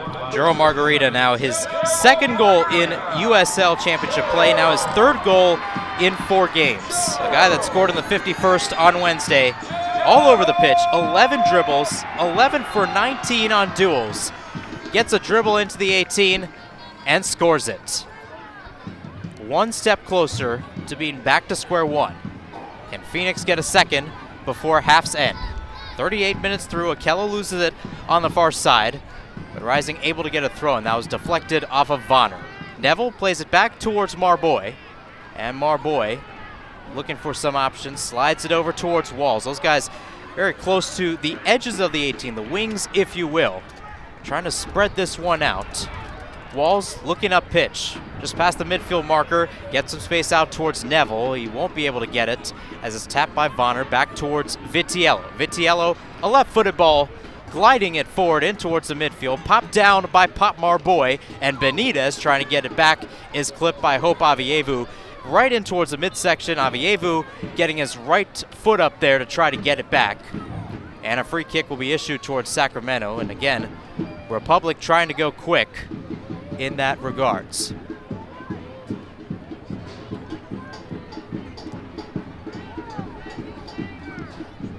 Still waiting for this free kick to go in now at will here in the 40th minute. Sacramento scored the first 2 courtesy of Juan Sebastian Herrera and Russell Cicerone. Ever since then, Phoenix Rising has worked its way back with Juro Margarita just scoring moments ago in the 37th minute of play. Here comes Rising again, a ball lofted over towards Sako. He heads it down, trying to get past Gurr on the left-hand side, and Timmer is taken down. Free kick taken quickly, and here comes Gurr to clip it up in the air. Marboy again heading it down, and the offside flag will go up on Sacramento. So here we go, quickly taken again, right in the middle for Marga. Marga plays it towards Hope. Hope now out towards Montgomery. Phoenix Rising in the 40th minute, trying to find an equalizer. They were down 2-0 just 4 minutes ago. Margarita towards Skiers, through towards Neville, picked off by Benitez. Benitez towards his left, trying to clip it out of the defensive third. Taken down by Cabral. Cabral, nifty pass out towards Avievu, edge of the 18. Avievu trying to slide it towards Marga, looking end line. Margarita slid to try to get it, could not keep it in play. Goal kick for the visitors. And downstairs we go to Casey Smith. Yeah, Margarita was really struggling to make an impact through the first half hour. Phoenix Rising was just having a difficult time getting it over to his side of the pitch, but as soon as they did, it was magic right away, just weaving in and out of Sacramento defenders, having them flying all over the pitch. Ball comes in, it's curved perfectly into the goal, and the atmosphere has completely flipped for Rising. The excitement is palpable. Thank you, Casey, as we see a goal kick coming up from Sacramento's Danny Vitiello. Vitiello clipping it forward, still bouncing its way as Republic tries to play direct. They've been going towards Jack Gurr, who, again, finds himself, I should say, in the starting lineup after not playing against Orange County and El Farolito in the past 8 days. A fresh slate for him, as here comes Hope Aveyevu, who played 78 minutes against Tulsa, and he works his way into the middle. A yellow card is issued towards Sacramento as a stop on the counterattack. It looked like it might have been given towards the first goal scorer we saw today, Juan Sebastian Herrera. I think it was just a little too much contact there. Now you can see the officiating crew trying to regain control of the match. It's why Sacco got a yellow, and then he had another pretty hard foul down in the attacking third. They're going to try to quell this and make sure that it stays manageable. You'll see a few more cautions probably before the half is done.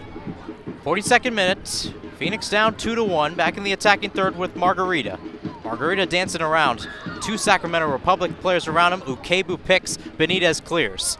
Sent back in by Marboy. In the 18 again. It's headed away by Kleeman. Chested down by Aveyevu. Aveyevu dancing. Takes a shot. It's looping into the stands. Goes into the first row. Unbothered. Danny Vitiello in goal. 43rd minute. And Republic still has their lead. It seems like an audacious shot, but it's really not. There wasn't enough to do there for Hope. Guys aren't getting free. You can see his strikers were sort of bundled and bunched up towards the net, but you can't get it through because there were 4 Sacramento bodies in front of him. You just let it fly, right? You could pass it back and sort of reset, but you're already in a spot where he had an angle. It went towards the goal. It just went over. It's, like I said, an audacious shot at first, but it's not the wrong decision. Hope Aveyevu has slowly grown into the game, and he's gotten better throughout the first 43. In the midfield, near side, Aveyevu. Only 23 touches against Tulsa for him. He probably picked up 6 there. And a mistimed 1-2 pass between him, Cabral, and Montgomery was also in the area. But Pa loves it. That one-touch football is what they're trying to develop and sort of cultivate as a club. You saw it against Rhode Island when Rhode Island marched in here to 38th and Washington and just demolished the Rising for a lot of the game on just the difference between a team that had been together for 12 months and 12 weeks, right? That one-touch football, they were so fluid and fast-flowing. Now Phoenix trying to make that happen themselves, and it's a thing that can only be created with time and patience and just letting it build. It's slowly gotten there, and in flashes and glimpses, this afternoon we've seen it too. Walls, Montgomery, trying to play it back. Rakowski able to get it in the 18 out towards Marboy. Marboy creeping forward. Margarita left off again towards JP Skeers. Skeers, who grew up in State 48 from Nogales, went to Chaparral High School, then went to Yavapai College, went to Union Omaha in League One before coming back here to Phoenix. Wall slipped on the pitch. Sacramento trying to get the ball back. They do with Perano, and it's scooped away by Aveyevu. And here comes Phoenix Rising again. Left-hand side. Aveyevu, edge of the attacking third. Left off towards Sacco. Sacco again towards Hope. Hope 1-2 with the Kello. Another one-time ball played in, looking towards Margarita, trying to scamper towards it on the right-hand side. Vonner sees it out, and it's another goal kick for Sacramento. 0.15 expected goals so far for Phoenix, 0.92 so far for Sacramento Republic. 45th minute of play, 30 seconds away from awaiting how much stoppage time we will get here in this first half. A couple of Sacramento Republic players starting to warm up on this near side touchline. Rodrigo Lopez, I should say. One of those guys, the 37-year-old midfielder who scored against Phoenix Rising. It was, again, another opening goal on May 4th. Rakowski, outside of his 18, had to clear that one away and get it out towards Neville. And Neville will just play it back towards Akello. 2 minutes of stoppage time here from 38th and Washington. The first meeting of the season between Phoenix Rising and Sacramento Republic FC. Rising dug themselves into a 2-0 hole early, was able to get one back courtesy of Juro Margarita. Trying to get some sort of an equalizer as they try to get the ball back in the midfield. Margarita able to win it back. He'll take the throw and play it back towards Marboy, just to the right of the 18-yard box. Marboy dancing around, just has to clear it away. Headed back by Ukebu. Nipped off the head of Skeers, brought down by Benitez. Benitez out towards Gurr. Close towards the 18, right-hand side. Gurr, left-footed ball out towards Vonner with a lot of space on the left-hand side for him. The German whips this one in, and it's caught by a fellow German, Patrick Rakowski of Opa, Germany. Phoenix Rising back on the attack now as here comes Avievu out towards Cabral. Stops his run for a while, now he'll go up against Timmer. Cabral motoring forward, playing it through towards Sacco. Sacco in the 18, left-hand side, trying to clip it towards Margarita. No handball called. It was clipped away by Kleeman and crew. It's back in the midfield now for Phoenix Rising. Still in the 2nd minute of stoppage time. Skierce towards Neville. Neville towards Margarita. Okebu again intervening as here comes Cicerone and Sacramento Republic. 3-on-5 right now for the visitors, but here comes Cicerone again, trying to plow past Boy. And Marboy, backside on the ground, able to nick it away from the 2nd goal scorer for Sacramento Republic today. Out towards Avievu in the center. Avievu also falling to ground. He's slipping and trying to pass it off. He doesn't. And Pirano will be content to play this towards Gurr. And Gurr will keep this relatively in the right half space. Now further on the right-hand side for Timmer. And 47 minutes through, that will do it for the first half here from 38th and Washington. It's Phoenix 1, Sacramento 2. In the first meeting between these two sides this season. It's match day 7 in the USL Championship for Phoenix Rising, looking for win number 2 and win number 1 here at home. Kevin Cardez, a lot to break down. We'll do that more at the halftime show. What are your initial thoughts right now? Rising got back in the game towards the end, and obviously, right, they score their goal. They get back in the game on the score sheet, but they started to be better. The passes were crisper. The transition was much smoother. The defense was very, very tidy. The challenges very clean. Lots to break down at halftime, but they got better, and Jurl gets his goal. Are you surprised? I'm not. We'll see what happens after this. I'm not surprised either, Kevin. I'll be completely honest with you. But that will do it for the first half here on Rising Radio and KACG 1440 AM. When we come back, we'll break down the first half of action. We'll also hear from our 2 sideline reporters, Casey Smith and Ryan Myers, and take you around the league for many afternoon games in the USL Championship. Suzuchuku's in. Arteaga! You're listening to Rising Radio, home of the 2023 USL champions. Bliss and a burst of red smoke. Phoenix Rising, our home. Welcome to 38th and Washington. Stick around for more as our broadcast continues. Buying a house can seem almost impossible, especially today. But with the right agent in your corner, it makes the challenge seem effortless. Hi, I'm Connor Cochran with Good Oak Real Estate, your go-to agent in the Valley. Whether you're buying, selling, or investing, I'm here to guide you every step of the way. Because finding the perfect home shouldn't be stressful, it should be exciting. Call 480-688-3200 today. Again, that's 480-688-3200. Let's have the conversation. The lunch break. If this team wants to go where they think they can go, deep in the playoffs, standing toe-to-toe, trading blows with the Dodgers, Zach Gallen might have to win a start in Dodger Stadium. Zach Gallen might have to go into Philadelphia, might have to go into New York, might have to go into Atlanta and win a road start for this team. The lunch break, heard from 11 to 1 here on KDUS AM 1060 and the KDUS AM 1060 app.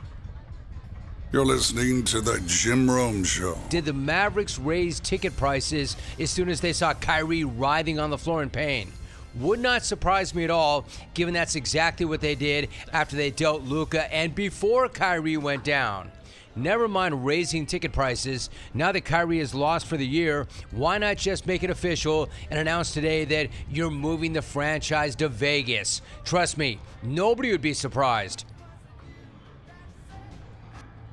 Hey Phoenix Rising fans, this is Discount Tire, your hometown tire retailer and trusted partner on the road for over 65 years. We know it can be overwhelming when buying tires, but we're here to help. Our online tire buying guide, Treadwell, makes finding the right tires simple. Just plug in your vehicle, location, and driving habits, and Treadwell will give you unbiased, personalized recommendations based on your needs, not based on price. Inviting, easy, and safe. Just how tire buying should be. Shop tires with Treadwell at discounttire.com. Let's get you taken care of. Hi, I'm Peyton Manning, and I'm partnering with the American Red Cross this year to tackle blood shortages. Giving blood's important because every 2 seconds, someone actually needs blood, and unfortunately, only like 3% of the U.S. population donates. So we have to step up to give and make sure there's plenty of blood available for those in need. Visit redcrossblood.org to get in the game and make an appointment to give.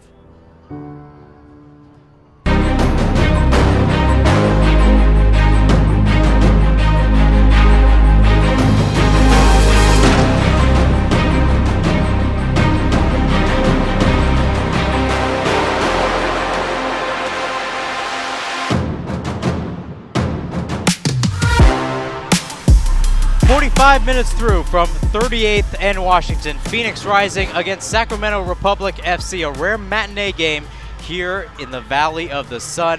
It's great weather so far. Not so great for Phoenix Rising, but they're working their way back in it, down 2-1 against Sacramento Republic FC. Mihir Hassan, Kevin Cardaz back with you. We'll hear from our sideline reporters for a little while. Kevin, it seemed like we were going to talk about Phoenix Rising again, not getting off to the best start. And we've seen that over the past few days for this team. However, that Joe Margarita goal changes things for a little bit. He makes the overlapping run. He cuts it off towards his left and sends a curler into the middle part of the net, that right corner, if you will, from his angle, our near side corner from our angle. It changes things a little bit in the complexity of this one, no? It does. Scoring that goal is so important because you get 1 foot back in it, right?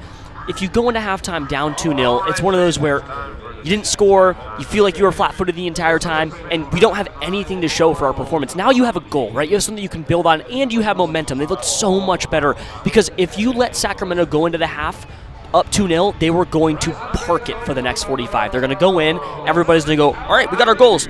Let's sit in the back five, and let's get crunchy, right? They sit there, they have their striker lead and chase, and outside of that, just sit on your back heels, and Rising haven't been able to break that. Tulsa stunted them all night long when they came in the home opener, and then they did it almost again. If it wasn't for more brilliance from Joel Margarita after a ball left from Remy, they would have gone scoreless against Tulsa again. They can't beat that block. Don't let them sit in it, and now Sacramento feels the heat, feels the pressure, and they'll probably go and try to find a third. Now you have your chance. Now you can go. Casey Smith, we talked a little bit earlier about Pa Motoka and just his energy that's been relatively wavering as it has been throughout this season. What were your thoughts on the goal? And you kind of described it a little bit earlier, but if you're Pa Motoka, your attack obviously is Margarita and Sacco, but what do you think about this midfield so far? I think it's really been a struggle in terms of just getting things moving forward. Obviously, we saw that goal with Margarita. That was pretty much all individual brilliance. I mean, you're not going to see a whole lot of goals where an attacker is beating 3-4 defenders at once. So he really has to scheme it up better to get more things moving forward. And as you said, Mihir, that starts in the midfield. There just hasn't been enough balls moving forward. Margarita and Cabral have been going on and trying to make those deeper lying runs, but the service just has not been there. Phoenix Rising only has 3 shots to score goals. You got to put some up. How much of a factor, Casey, is Hope Avayevu in this? Because he really wasn't active in the build, especially in the first 30, but then closer to the goal and especially after, Hope became more involved. He was involved in the build through Central, and this team, when they get anxious, they get wider, right? And then they sort of neglect that middle of the pitch.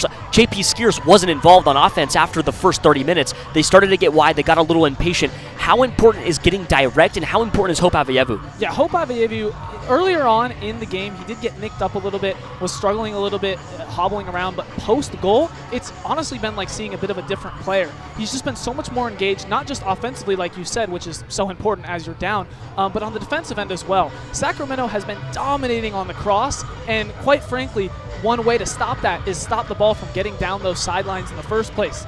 Not really able to trust the play right now of your fullbacks of stopping those deeper crosses, so it's got to start in the midfield. Hope Avayevu, he's got to continue to play and carry that momentum and not let his emotions waver him and get in those ups and downs. It's got to be consistent. Possession so far relatively 50-50 as we see Casey Smith sign off. Again, Casey Smith covering Phoenix Rising today. We thank him for his coverage, and now we will hear from Ryan Myers. And Myers, take a look at a Sacramento team that was coasting for a little while. It seemed like after that Russell Cicerone goal, they were really going to take it to Phoenix Rising, and then Phoenix has its window in the past 10 minutes or so. What are you seeing from Republic's bench so far? Yeah, they're playing a real lateral style today. We know that Phoenix Rising kind of struggle with defending crosses And that's been the MO of Sac Republic. Both the goals coming in similar fashion. Sac Republic working down the widths and the channels, utilizing the players like Jack Gurr and Dominic Warner as well on the outsides, letting them whip balls into the box, and then they're causing havoc amongst Phoenix Rising's goal. But the Rising have bounced back, and they've had to sit on their woes a little bit, Sac Republic. We're seeing the wingers really take advantage. Jero Margarita as well as Sacco down the flanks, utilizing the space being left in between that wing back and center back position, which makes it hard for Sac Republic to defend and get some tricky players out wide. So we're going to see how the second half adjustments go. We could see potentially some of the wing backs being pushed back into their own half, which in turn would also make it harder for Sac Republic to attack and going forward. We've seen them struggle with that in the past, and maybe that'll be the case again today. Now, it's kind of an interesting deja vu, if you will, Ryan Myers, because the last time that these two met here at 38th and Washington, it was halftime. Sacramento was up 1-0, courtesy of Rodrigo Lopez with a free kick from 30 yards out. Yeah, but beautiful Rising, goal. yeah, it was a great goal. We were both on the touchlines for that. But then Phoenix Rising got some sort of momentum in that second half. Remy Cabral with that equalizer. Again, we've seen a little bit from Remy so far, but if you're Rising to some extent, especially knowing how that game ended up giving them a little bit of a push in the month of May into the U.S. Open Cup round against Seattle Sounders, if you're Pa Motoka and if you're players on this team, are you considering that a little bit? What's your motive going into the second half? Well, if I'm Phoenix Rising, my MO is to dominate the middle of the park. You have the numbers advantage there. You have 3 midfielders in the middle versus 2 from the Sac Republic side. We've seen Hope Avayevu find little pockets of space as the floating number 10 a lot today, and that's where he makes the magic happen. He's been able to get on the ball, create progressive passes, find wingers in the channels. If they can continue to find Avayevu in spaces where they outnumber Sac Republic in the middle of the park, draw the central defenders up the pitch and open up space for their explosive front 3 to get in behind, it's going to be a dangerous second half for Phoenix Rising, and Sac Republic might be on their heels for a long time. Yeah, dangerous half so far of action. Again, Phoenix Rising only 0.15 expected goals. They put up a few shots as well, 3 with 2 being on target. Ryan Myers, we thank you for your time. Again, covering Sacramento today. 2 sideline reporters here on Rising Radio and KAZG 1440 AM. We'll take a quick break, and when we come back, after we hear from our sponsors, we'll take you around the league and look at the different games going on. Suzuchuku's in. Arteaga! You're listening to Rising Radio, home of the 2023 USL champions. Red smoke! Phoenix Rising, our home! Welcome to 38th and Washington! Stick around for more as our broadcast continues.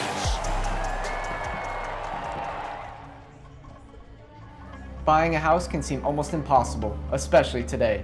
But with the right agent in your corner, it makes the challenge seem effortless.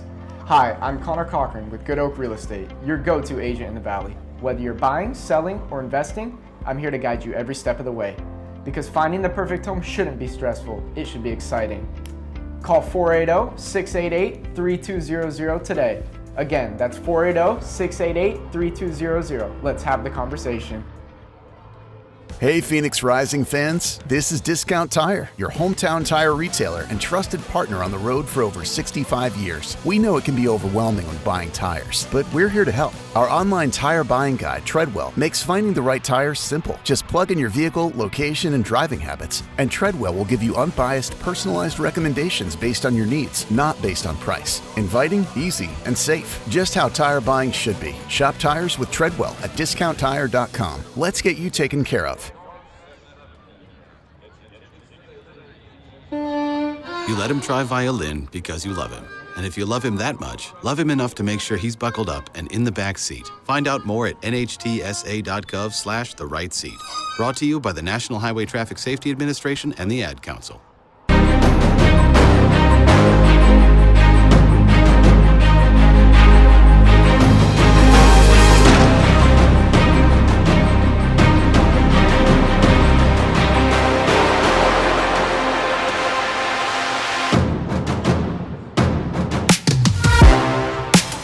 .45 minutes down, 45 to go from 38th and Washington on the outset of Phoenix Sky Harbor International Airport. Phoenix Rising FC against Sacramento Republic FC. in the nice sunshiny weather of mid-April in the Valley of the Sun. Mihir Hassan, Kevin Cardes, back with you, our producer Sammy O'Brien, our sideline reporters Casey Smith and Ryan Myers. Glad that you could tune in on this glorious day. Again, Easter festivities starting off roughly an hour and a half before the match with a lot of food trucks out, some of the kids on the pitch picking up some Easter eggs. Phoenix Rising needs to find themselves an equalizer to hopefully give the fans a little bit more of a treat. Now, this game is part of a lot of games that have afternoon implications with them. That is being 1 o'clock here in Phoenix, 4 p.m. Eastern time, with Oakland Roots SC up 2-0 against Orange County. Hartford currently scoreless with Birmingham. And you have Detroit up 2-0 against Rhode Island. Then Loudoun and Pittsburgh is currently 0-0 right now in the 32nd minute of play. So one substitution for Phoenix Rising as Colin Smith is now back onto the pitch. Again, Harvey Neville got the start for the first half. Smith is back on. Damian Rivera will now check in on the left-hand side. And Kevin, those are some interesting matchups overall against Smith, a guy who has started every minute in the USL Championship this season until today, and Damian Rivera, a guy that has seen a lot of minutes off the bench. Overall speed and a little bit more attack, if you will, for Phoenix. There is a case that Damian Rivera and Joel Margarita are both the two best dribblers in the entire championship. They happen to be able to share the pitch when it's allowed. Damian comes on for Sacco. Sacco has had a slow afternoon. You can tell a little tired on the back half of what has been 3 games and 7 days. Letting him hit the bench. He gave you 45. Now it's time for Damian to give you 45. He didn't come in at all against FC Tulsa. He picked up a yellow card on the bench. Time for him to get going. You bring in Colin Smith. You give him 45 minutes of rest, knowing that he's played every single minute until the first minute of this match. Now he comes in for Harvey Neville. Harvey gave you his 45, and it's time for Colin to give you the back half. They've put on a lineup that they want to go win and get 3 points with. That's why Damian's on. That's why Colin's on, and they wasted no time making the substitutions. They're on right at 45. We're underway here from 38th and Washington for the second half. Now Sacramento working from right to left, south to north in this stadium. Phoenix now working again from left to right, north to south. Phoenix in the all-red, Sacramento in the all-tan with the maroon stripe on the front. Phoenix Rising with the white stripes, numbers, and letters. A little shade coming over the northwest region of the stadium right now as a free kick is issued towards Sacramento as it's played back towards Danny Vitiello, who will now be in front of the Banditos, banging their drums and chanting right behind him. Casey Walls goes down after a collision with Juan Sebastian Herrera. He started off the scoring in the 19th minute of play. His teammate to the left of him, Russell Cicerone, made it 2-0 in favor of Sacramento Republic in the 35th. Joel Margarita responded 2 minutes later for Phoenix Rising. Marboy out towards Smith, looking up, trying to thread it in towards Margarita, poked away by Vonner. Now again on the near side of the pitch. Had a lot of fun on the far side. A little bit more fans here on this near side of the pitch, if you will, for Phoenix Rising. So you might have to deal with some taunting and overall noise. It's definitely apparent with the Banditos and even on the north side too, with many kids in attendance with the Easter festivities today. In the back line for Phoenix, Walls plays it over towards Marboy, hustling to keep it in play, and it's picked off by Cicerone. Benitez slaloming his way through, taken down by Akello, and no fouls given by our referee today, Nabil Benzela.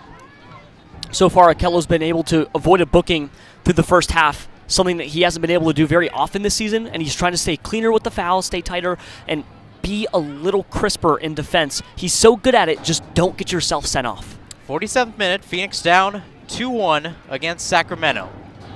120 seconds into this next 45. Rising lost 3-2 to Detroit City FC just a week ago. Here comes Smith. He's trying to clamber his way into the 18, and the ball finds the 18, but it's cleared away by Kleeman. Only as far as J.P. Skierce in the right half space, edge of the attacking third for Phoenix Rising. Left off towards Smith. Smith ground ball back towards Marboy.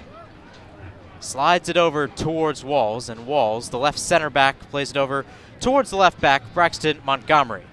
Phoenix Rising now on the left side, their left side of the pitch, far side from our angle. Avievu chops it over, looking towards Margarita, brings it down in the 18. Margarita poked away by a backtracking Kleeman. Ball goes out on the far side. It's a corner kick for Phoenix Rising.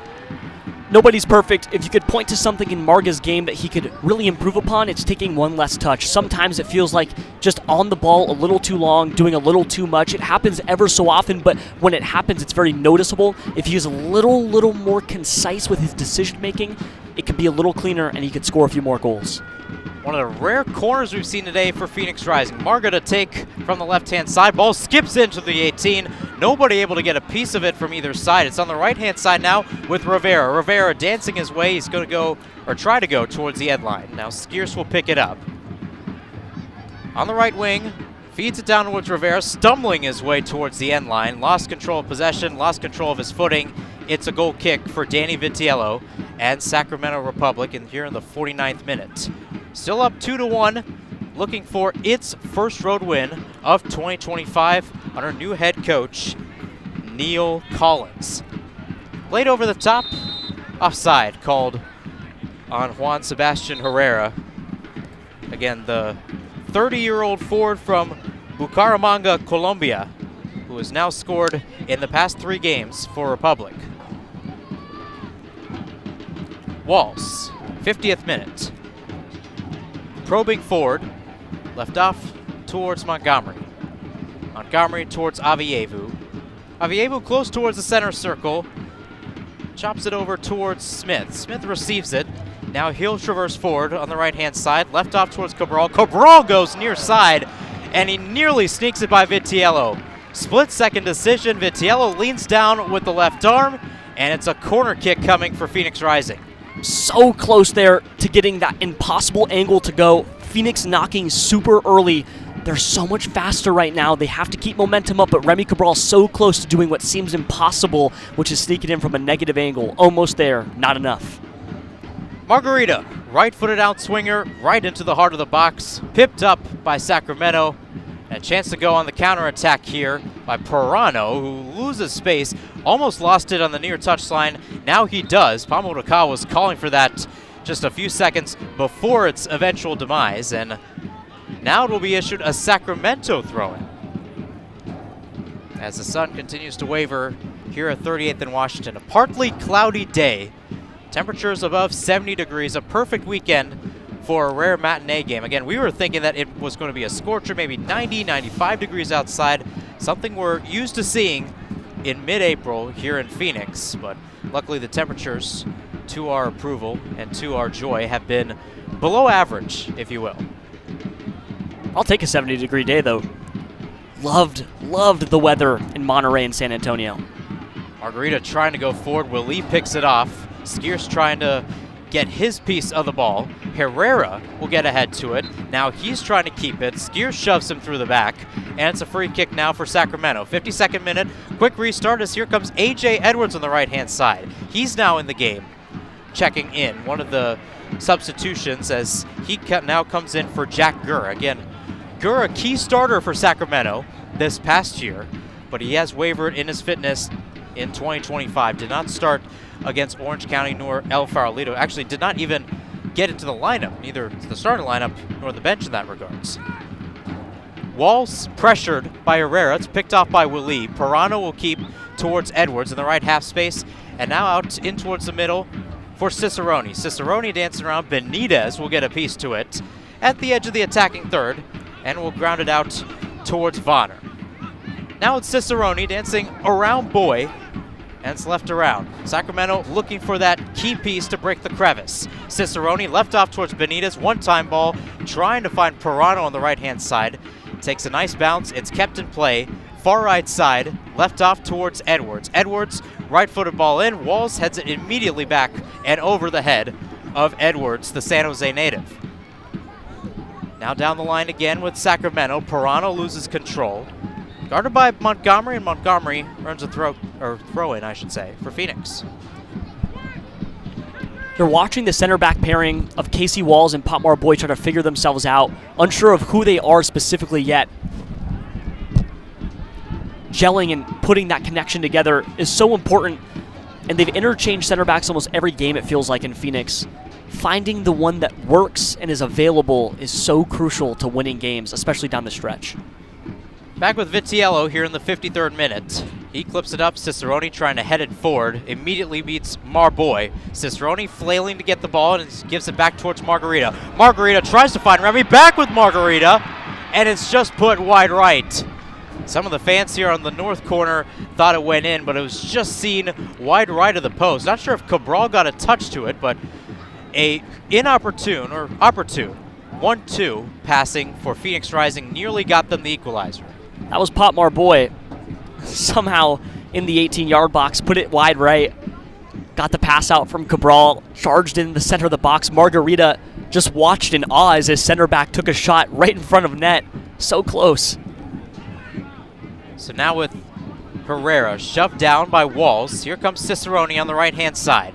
Edge of the 18, now inside of it. Cicerone dancing past Walls. Cicerone right off in towards the middle, cleared away. It's still in the 18. Okello tries to pick it away. It's still in the area. Left side, Vonner headed down by Havayevu. Cicerone trying to keep his footing in the 18. And he gives it off. And it finds the feet of Vonner. Vonner immediately met by Smith. Okello trying to get ahead to it. He does. It finds the feet of Willie. It's still ricocheting into the 18. And it's just slid wide right. A chance put up by Christian Pirano. And the chaotic sequence nearly led to the third goal of the day for Republic, who still remains up by a goal. So close there for Sacramento. You could feel the crowd sort of just gasp a little bit. That shot so strong, stung off that right foot. Patrick Rakowski was there, and he would have had a good chance to save, but disaster avoided right in front of net. Here comes Pirano again, right half space. Make that the right wing. Very close towards the 18 once again. Left off towards the center for Benitez. Benitez towards Vonner. Makes a turn, looking up pitch. Now he will as he fends off Margarita. Clipped into the box, looking for Herrera. Rakowski, an outstretched two-handed catch in his 6. We're past the 55-minute mark here from 38th and Washington. Phoenix Rising looking for a result here at home. Got it in their second to last home game before this one, as they drew 2-2 to Rhode Island. Should have gotten a result last week against Detroit City FC, but they fell 3-2, allowed 3 goals in the past 5 minutes. Long grounder played forward, looking for Cabral. Vitiello clears it away, brought down with the right foot of Casey Walls. Good ball control there. Now it's with Skiers. He plays a diagonal, looking for Margarita on the right-hand side, and a backtracking Ukebu gets to it before the Curacao International does. Nonetheless, Margarita has it on the right-hand side. The only goal of the day for Phoenix Rising belongs to him. Now it's Smith on the right. Smith will teeter it back towards Marboy. And Marboy towards Walls in the center circle. The 2 center backs today for Phoenix Rising. Now with Smith, tries to play it back towards Marga. It's a throw-in. 3 substitutions so far, all of them happening at halftime as Damian Rivera and Colin Smith, I should say, come on for Isan Sacco and Harvey Neville. For Sacramento Republic, it was A.J. Edwards coming on for Jack Gurr. Throw in taken by Sacramento. They keep the ball here as they once again push its way in towards the attacking third. Nifty move here by Pirano in the 18 now. A shot taken, and it's sent high. Rakowski remained in position in his 6-yard box. A good chance for Republic, just couldn't get that third goal once again here in the 57th minute. Rakowski at the ready. What a save there. Stayed on his line, stayed confident in where he thought that ball was going to be struck from, and he was right. Manages to push it up and over the crossbar, goes into the fans on the away end. So close. Here's Pirano. He was the one with that shot. Now with Vonner, left off towards Willie. Edge of the 18, looking for his chance. Willie left-footed shot right into the feet of Casey Walls. Margarita trying to go forward as Cabral played him a ball. It was poked away and can't be kept in play by Republic. Nearly a dream counterattack for Phoenix Rising. Still looking for the equalizer here in the 58th minute. The whistle was blown by Bensala. A bit of a conversation with Cabral, but not much. Colin Smith to take the throw in here on the near side. Ball in between his right hip and his right hand. be a substitution. Dominic Vonner will head to the bench for Sacramento Republic. So new left wing back for Neil Collins and crew as Vonner puts in his shift. 55 minutes today as this one's played over the top. Looking towards Margarita. He's back in the 18. Margarita clipping it right towards the back post over the head of Cabral. Rivera races towards the corner, tries to keep it in play, and he does. Rivera trying to get past Sacramento. It's cut away, and it's a throw-in now for Phoenix Rising. In the blink of an eye, Pa Motoka's team finds itself back in the attacking third. Chopped down, Montgomery with the throw, tries to win that back, and here comes Sacramento again. A.J. Edwards trying to play that forward, hopefully catching Rakowski off his line. Rakowski actually has to meander roughly 15, 20 yards away to get that ball. 59th minute, Sacramento 2, Phoenix 1. Hosts with the ball. Smith playing it down the line towards Margarita, aiming for the corner. Margarita just can't keep it in play right now. Jur was close to getting there, chased it all the way down to the other end line. He was about a step away from keeping it in. I'm not too sure what would have happened. Sacramento was still draped all over him, but had a chance, had a shot. Rising has been disconnected in the final third in the first 15 or so minutes of play in the second half. Connection in that piece of the field is as important as it gets. And usually they're there, but now you have to work out inserting a new attacker in the form of Damian Rivera. Sacco comes off. Jurl trying to fight through his sort of off and on stretch of play that has been the second half. And then how do you get Remy involved? Remy has been floating up top trying to find his moment, but if you can't access him in the final third, if there's no service, your striker can't do anything. So getting on the same page is pertinent to finding that second goal and maybe even a third to bring home 3. So the ball is now in Sacramento's 18-yard box. A goal kick for Danny Vitiello. Some of the players getting some refreshments on the sideline. We're 60 minutes through here from 38th and Washington, the first meeting of the season between Phoenix Rising and Sacramento Republic FC. They met twice last season. The one here in Phoenix, it was a 1-1 draw. The one in Sacramento, Republic won 2-0. Vitiello puts his right foot through the ball as it curves its way back into the midfield. Chopped down by Okello. Smith will take.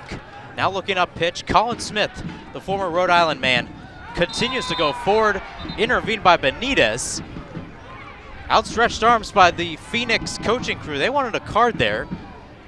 They won't get that, but they will get a free kick as Smith tries to get the restart going. Benitez right in his grill, and now Benitez will try to keep the ball away from him. Either way, Smith will get back to the ball here in the 61st minute of play. And now Bensela will have a conversation with a couple of Sacramento FC players.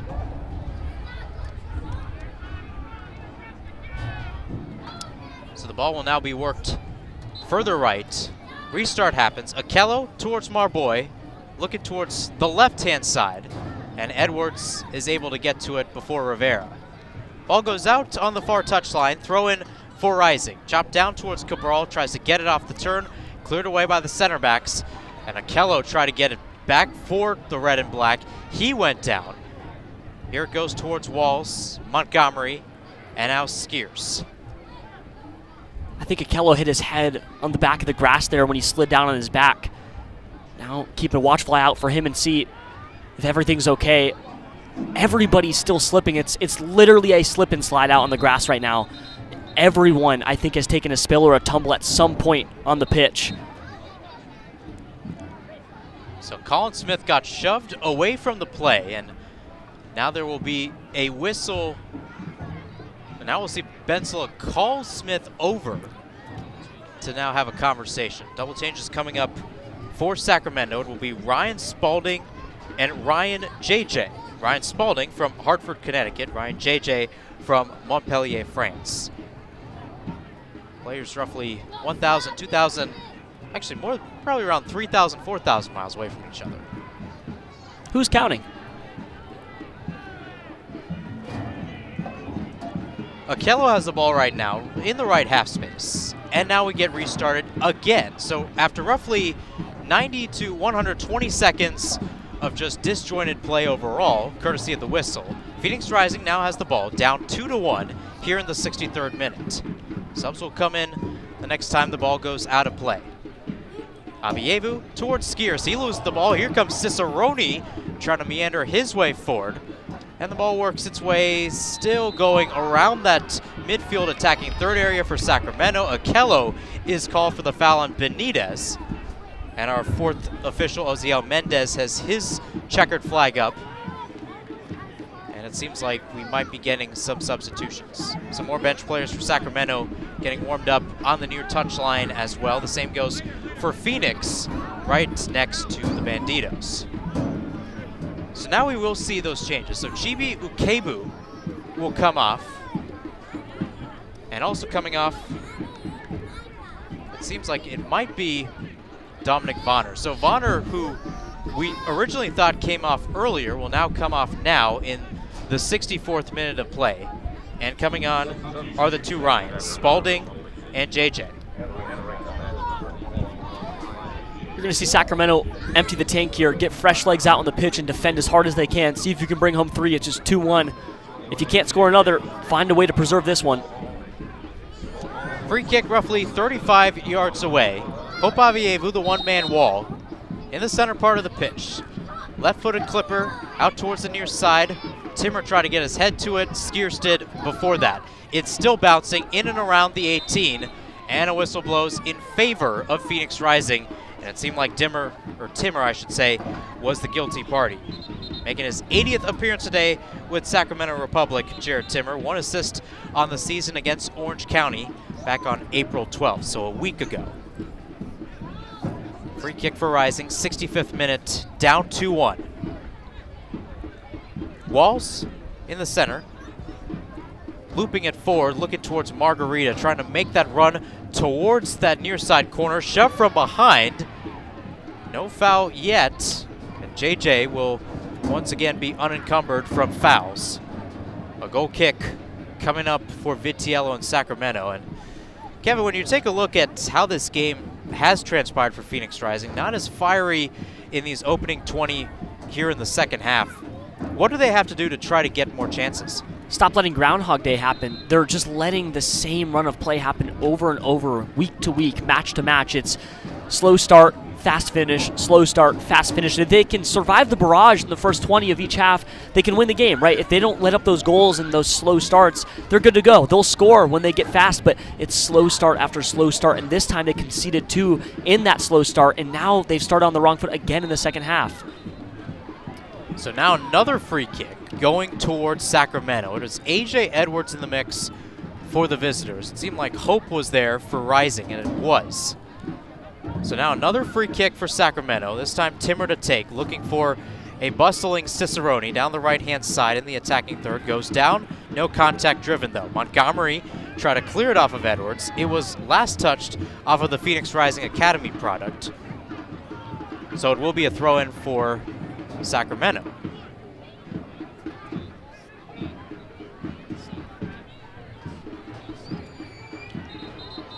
So Edwards was going to take the throw-in. Now it's going to be Timmer. Timmer lofts it up, looking for Herrera, and he shoves Skiers into the back, hit him right into that right-hand shoulder, if you will. Skiers, who played 120 minutes on Wednesday against FC Tulsa, will get up without the help of anyone. 67th minute of play, Phoenix Rising down 2-1 on a sunny yet windy day, if you will, here from 38th and Washington. It always seems like it's a little bit windier than usual at times, especially for night games here in Phoenix. Not necessarily the case for this Saturday afternoon matinee. 71 degrees right now, wind gusts up to 11 miles per hour. Chopped down by Skiers. Avievu trying to get it off the turn, and he will earn the free kick in the center circle. Seemed like it was going to be another instance of Sacramento getting to the ball, Kevin, but this time Rising has some sort of attack as they cross the timeline. Yeah, I mean, see if they can finally break it. They can't, but it's a bad day to be a first aid kit at 38th and Washington. It's less of a slip and slide and more of a slip and bleed now at this point. Guys just tumbling, falling. It's getting worse as the game has gone on, but now it's hard contact and fouls, but still the pitch has just been unrelenting in the way that it's treated the players. Bad day to be a Band-Aid. And speaking of which, Okello sits right near the halfway point on the near side. Neil Collins' side will get some refreshments during that time. Here in the 68th minute, Mahir Hassan and Kevin Cardez downstairs to Ryan Myers with more on Sacramento. Yeah, guys, the Sacramento Republic already subbed off both of their wingbacks. It had a major part to play in them scoring their first 2 goals early in the match today. Dominic Warner and Jack Gurr both off the pitch before 70 minutes. Just kind of goes to show the way Sac are probably going to try to sit up the rest of the way.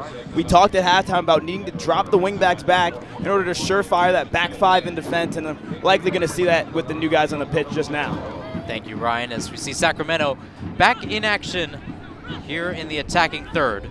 Left-hand side for Cicerone, back to goal for Pirano, trying to get around Casey Walls, and Walls leaves it off towards Montgomery. Pirano continues to pester as Walls gets the ball back relatively close to the 18. Rising will now clear it forward, courtesy of Montgomery. Moonball ensues, and the ball settles left side defensive third for the red and black. It's Patrick Rakowski out towards Pop Marboy.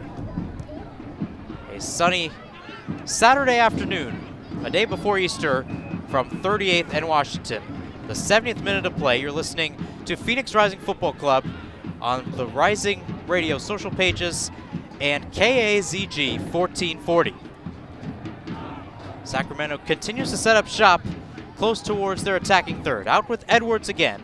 Edwards decides to go towards his right. That will prompt Montgomery to go forward. He slides it down. It's cleared away by Walls. And here comes Rising again with Cabral. Back to goal. Slides it out towards Smith. And Smith, guarded by, I believe that was JJ. No, that was Edwards. Either way, Jamison Ping, who just checked in, clips it, looking for Remy Cabral, and he's offside. So the first time Phoenix Rising really enters close towards the 18-yard box, and I'd say 5 to 10 minutes, Kevin Cardez, they get called offside. It's just unfortunate, too, because the offside flag has only really come up for Phoenix this afternoon. Not saying it's because it's one-sided officiating. They're just offside, right? They're just a step off. And that's what happens when you're getting a little frustrated. We're 20 minutes away from that third whistle, and you can feel the tension mounting, not just between the fans and the result that's on the way, but between the players and what they're facing, right? You're down a goal still. You're trying to find it. It's been a relatively uneventful second half for Phoenix offensively. Now, how can you make it better? How can you find that goal? What's that spark? It's not that. Avayevu trying to get past Edwards. Did not. Benitez, short passing by Sacramento, picked away by Ping, and Ping plays it off towards Skiers. Go time for Phoenix Rising with Cabral. Turning forward, playing it forward towards Gerald Margarita. He goes down the box. Whistle's called. It's going to be a yellow card for Sacramento. Question on where the foul occurred. It was very close towards the 18-yard box. Nabil Bensala has not pointed towards the penalty spot. It will be a free kick on the outside of the 18.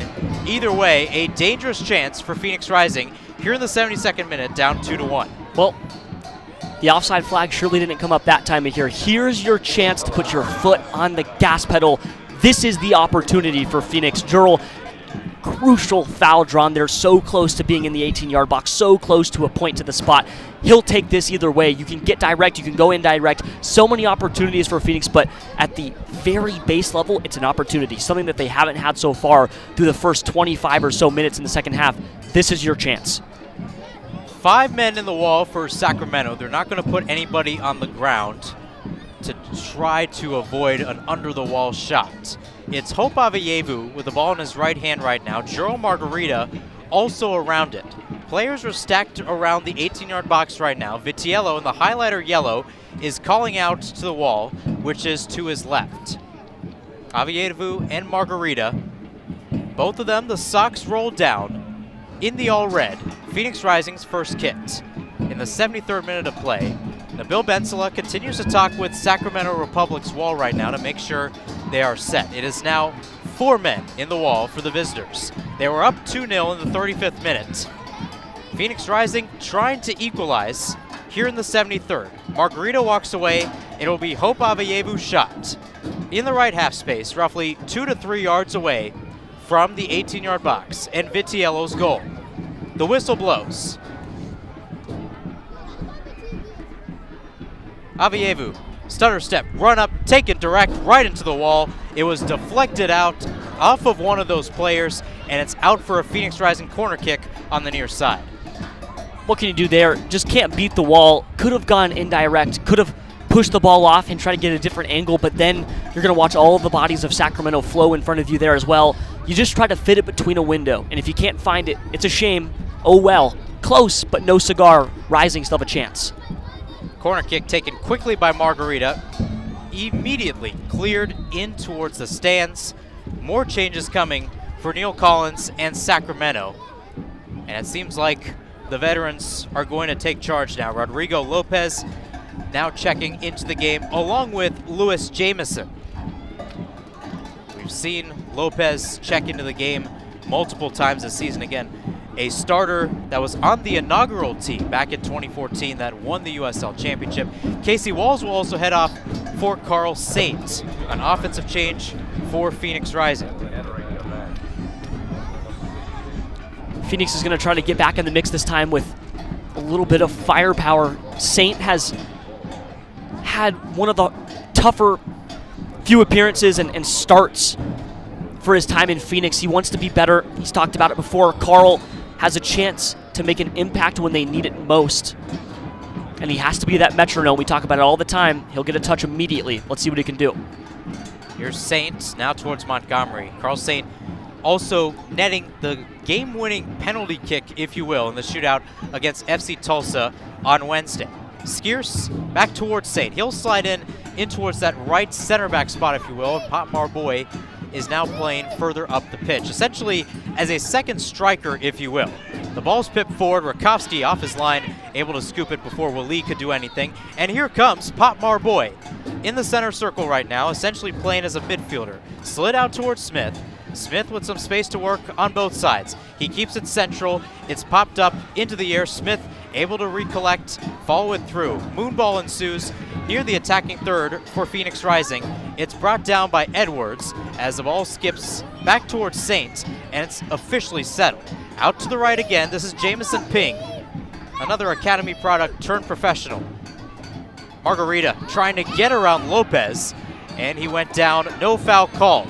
Here comes Sacramento again. Cicerone trying to slide it out towards the left for Jamison, who started at the 9 for Sacramento multiple times this season. Ping in the right, defensive third now. Marboy essentially playing that right back spot. We'll switch the field of play over towards Montgomery. Montgomery on the right-hand side, left off towards Damian Rivera, and Rivera gives it up towards Sacramento again. Here comes Cicerone out on the right-hand side for JJ. JJ will stop his run, and now he'll go a little bit forward.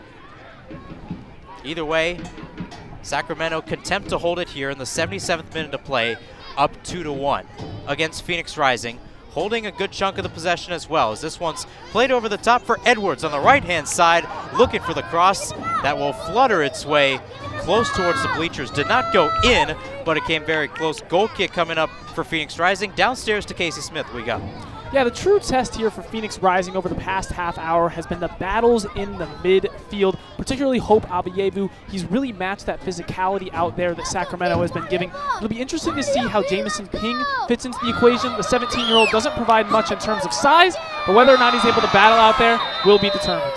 Thank you, Casey. And Ping had a nice move there trying to get it off towards Skierce, who was fouled, as yellow cards continue to accrue on this Saturday afternoon here at 38th and Washington. Phoenix Rising, when do things go from we know who we are, we know what we're capable of, to we need to get results that matter? It starts soon here. It could start now. If they're on the chase and they get it, you can see the window open, the page turn.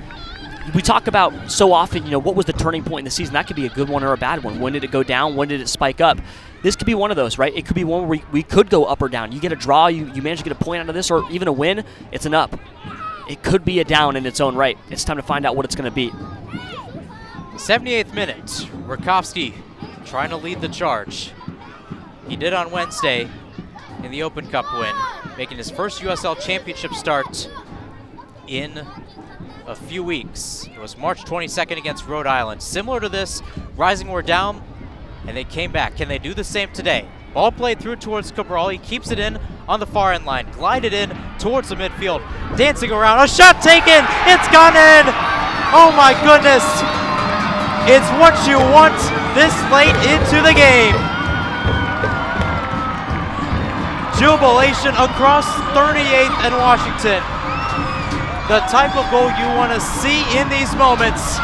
It comes here in the 79th minute. We're tied 2-2. 2 moments of pure brilliance have spurred on the 2 goals that Phoenix has scored. Damien Rivera, Joel Margarita. I'll say it, the 2 best dribblers in the entire championship doing exactly what they do best. What a strike, what a shot right over the hands of Vitiello. Finds it in that far upper corner. Damien so special, Joel so special, and it starts because Remy got to the ball. He chased all the way down to the end line, got there in time, chipped it up and over for Damien, and he finds the back of the net. Now Phoenix chases 3. Rivera had the goal against Rhode Island. One of the equalizers in what ended out to be a 2-2 draw. Here we stand 2-2, very close to the 80-minute mark. On a day we talk about deja vu, Groundhog Day, and Easter. Can Phoenix Rising get the first? They were up 2-0 against Detroit City FC. Allowed 3 goals in the final 5 minutes of the second half, including stoppage time. They were down 2-0 in the 35th minute of play. One more, and they've got 3 points at home for the first time in 2025. Could we talk about Christmas in terms of a present and a gift? If we get 3 points, can we hit all of the holidays? How do we get 4th of July in here? Fireworks at 38th and Washington? Fireworks, you never know. Well, we do have a game on 4th of July. True. Against Lexington SC as they come to town. A throw-in now for Phoenix Rising. A different atmosphere for this Pa Motoka-led side as Saint plays it back towards Rakowski. Rakowski out towards Montgomery. We've reached the 80-minute mark here from 38th and Washington. The first meeting between Phoenix Rising and Sacramento Republic FC this season. Saint will square it out towards Marboy on the right-hand side. Still in the defensive third. And now off towards Ping. Marboy again, pressured, playing it down the line, trying to find Margarita, picked away by JJ. Nonetheless, here comes Sacramento again, back with possession with Kleeman, now with Timmer, checking in Lopez as he loops it over towards the backtracking Edwards. Edwards able to keep it in on the far touchline. He'll have to see this one through as Timmer plays it back towards Cicerone, could not connect with Wally on that right-hand side, and it's back with Phoenix Rising. And you wonder, Kevin, we heard from Ryan Myers earlier in this game that Sacramento was content, relatively speaking, to park the bus. They were trying to find that insurance earlier in the second half. It's now changed on its head. Well, now, if you're Sacramento, it's all about finding your place back in the match. You've watched 2 goals fly in. How do you weather the storm? And it might be on the counter. It's picked off, and here comes Sacramento again. Down the left side, Cicerone in the 18, brought down by Waleed. Jameson's calling for it. It's left off. Lopez glider just sent wide left. He scored a lot of those bangers from outside of the 18. Could not do it there. 82nd minute. It is still Phoenix 2, Sacramento 2. Close. Extremely, extremely close. Not all the way there. Rakowski dove, guessed right, had a chance. He probably would have parried it away. It was low enough, but still another one of those heart-stopping moments. Don't let Sacramento grab the momentum back. If you're Phoenix, this is your turn. You lead the charge. Over the top, Rivera giving pressure on the Sacramento back line. Already 1 goal today, his 2nd in red and black, and he's called for the foul. It just seems like we might be destined for 1 more goal before this one is all said and done. This one played over the top. Saint clears it away. Jameson, the intended target, wearing the pink cleats with the tan long sleeve underneath the tan short sleeve as a part of Sacramento Republic's kit. Edwards, Willie, Lopez. cleared up, crossed in, chopped down by Saint, and he'll play it back towards Rakowski. One-time ball, skewed out towards the far side, bouncing forward. Margarita trying to flick it forward towards Remy Cabral, and Cabral will be called offside. Again, roughly 10 yards in towards the attacking half, so it was offside territory. As here comes Russell Cicerone and Sacramento Republic FC down the line, a cross skewed in, and Ryan Spalding missed everything on that cross. It went out on the other side of the end line, as we see another change coming for Phoenix Rising. Hope Avayevu off, Darius Johnson on. With that Damien Rivera goal, Remy Cabral notched his second assist of the afternoon and 7 goal contributions on the season already. What a start for the French number 9. He has been so crucial for Rising. They knew what he could be. There's a reason why he came back, and he wanted to pay the city back for a lot of reasons, and boy, he has. A game where, again, started off in the 19th minute in terms of scoring with Juan Sebastian Herrera. Russell Cicerone made it 2-0 in favor of Sacramento Republic, and then Phoenix Rising got to work. Jero Margarita in the 37th minute, and Damien Rivera tying it up in the 78th. Here comes Sacramento Republic, and they save face here in the 84th minute. It's topped over towards Edwards on the right-hand side, and he'll play back towards Timmer in the right half space. Edge of the attacking third, Timmer leaves it off towards Lopez, and Lopez down the line towards Edwards again. Cutting it back against Cabral, and the whistle will blow. A free kick coming up for Sacramento, a dangerous spot on the right wing, nearly parallel to the 18-yard box. Here comes a chance for Sacramento. It's a big one. If they can put this in, jubilation for them as well. But Rising has to defend. It's something that they've gotten so much better at throughout the early pieces of the season. They started off so poor on set pieces, attacking and defending. They felt like they couldn't get it done. And then a header against El Paso from the forehead of Noble Okello started an avalanche. And now they have begun to get so much better on this side of the football. Now, an incredibly dangerous chance and a big one to defend for Phoenix. If they can hold on, it's a good sign. So it'll be one Sacramento Republic player over it. Will be Rodrigo Lopez. Edwards doubled over to the right of it. Jamison Ping, the one-man wall, as the line is set up roughly 14 yards away from Patrick Rakowski in goal. He stands right at the heart of his 6. Whistle blows from Nabil Bensala. Lopez, right-footed ball in. Rakowski punches it away. All still up in the 18. Still going forward. Marboy with a head to it. And Bensala will call for the trainers immediately. A collision between Marboy and a Sacramento FC player. Both of them on the ground holding their heads in the 18. 86 minutes to play. And we'll see the action cool down for a second with both teams tied 2-2. Yeah, Pop Marboy, head-to-head collision there. He took that one really hard. It was straight forehead to forehead. Those are the ones that hurt. They can often bleed. Talked about those so far. Once again, the day for Band-Aids getting worse. Immediately when the whistle was blown, Carl-Fred Saint was motioned over and called for by Pa Modoka.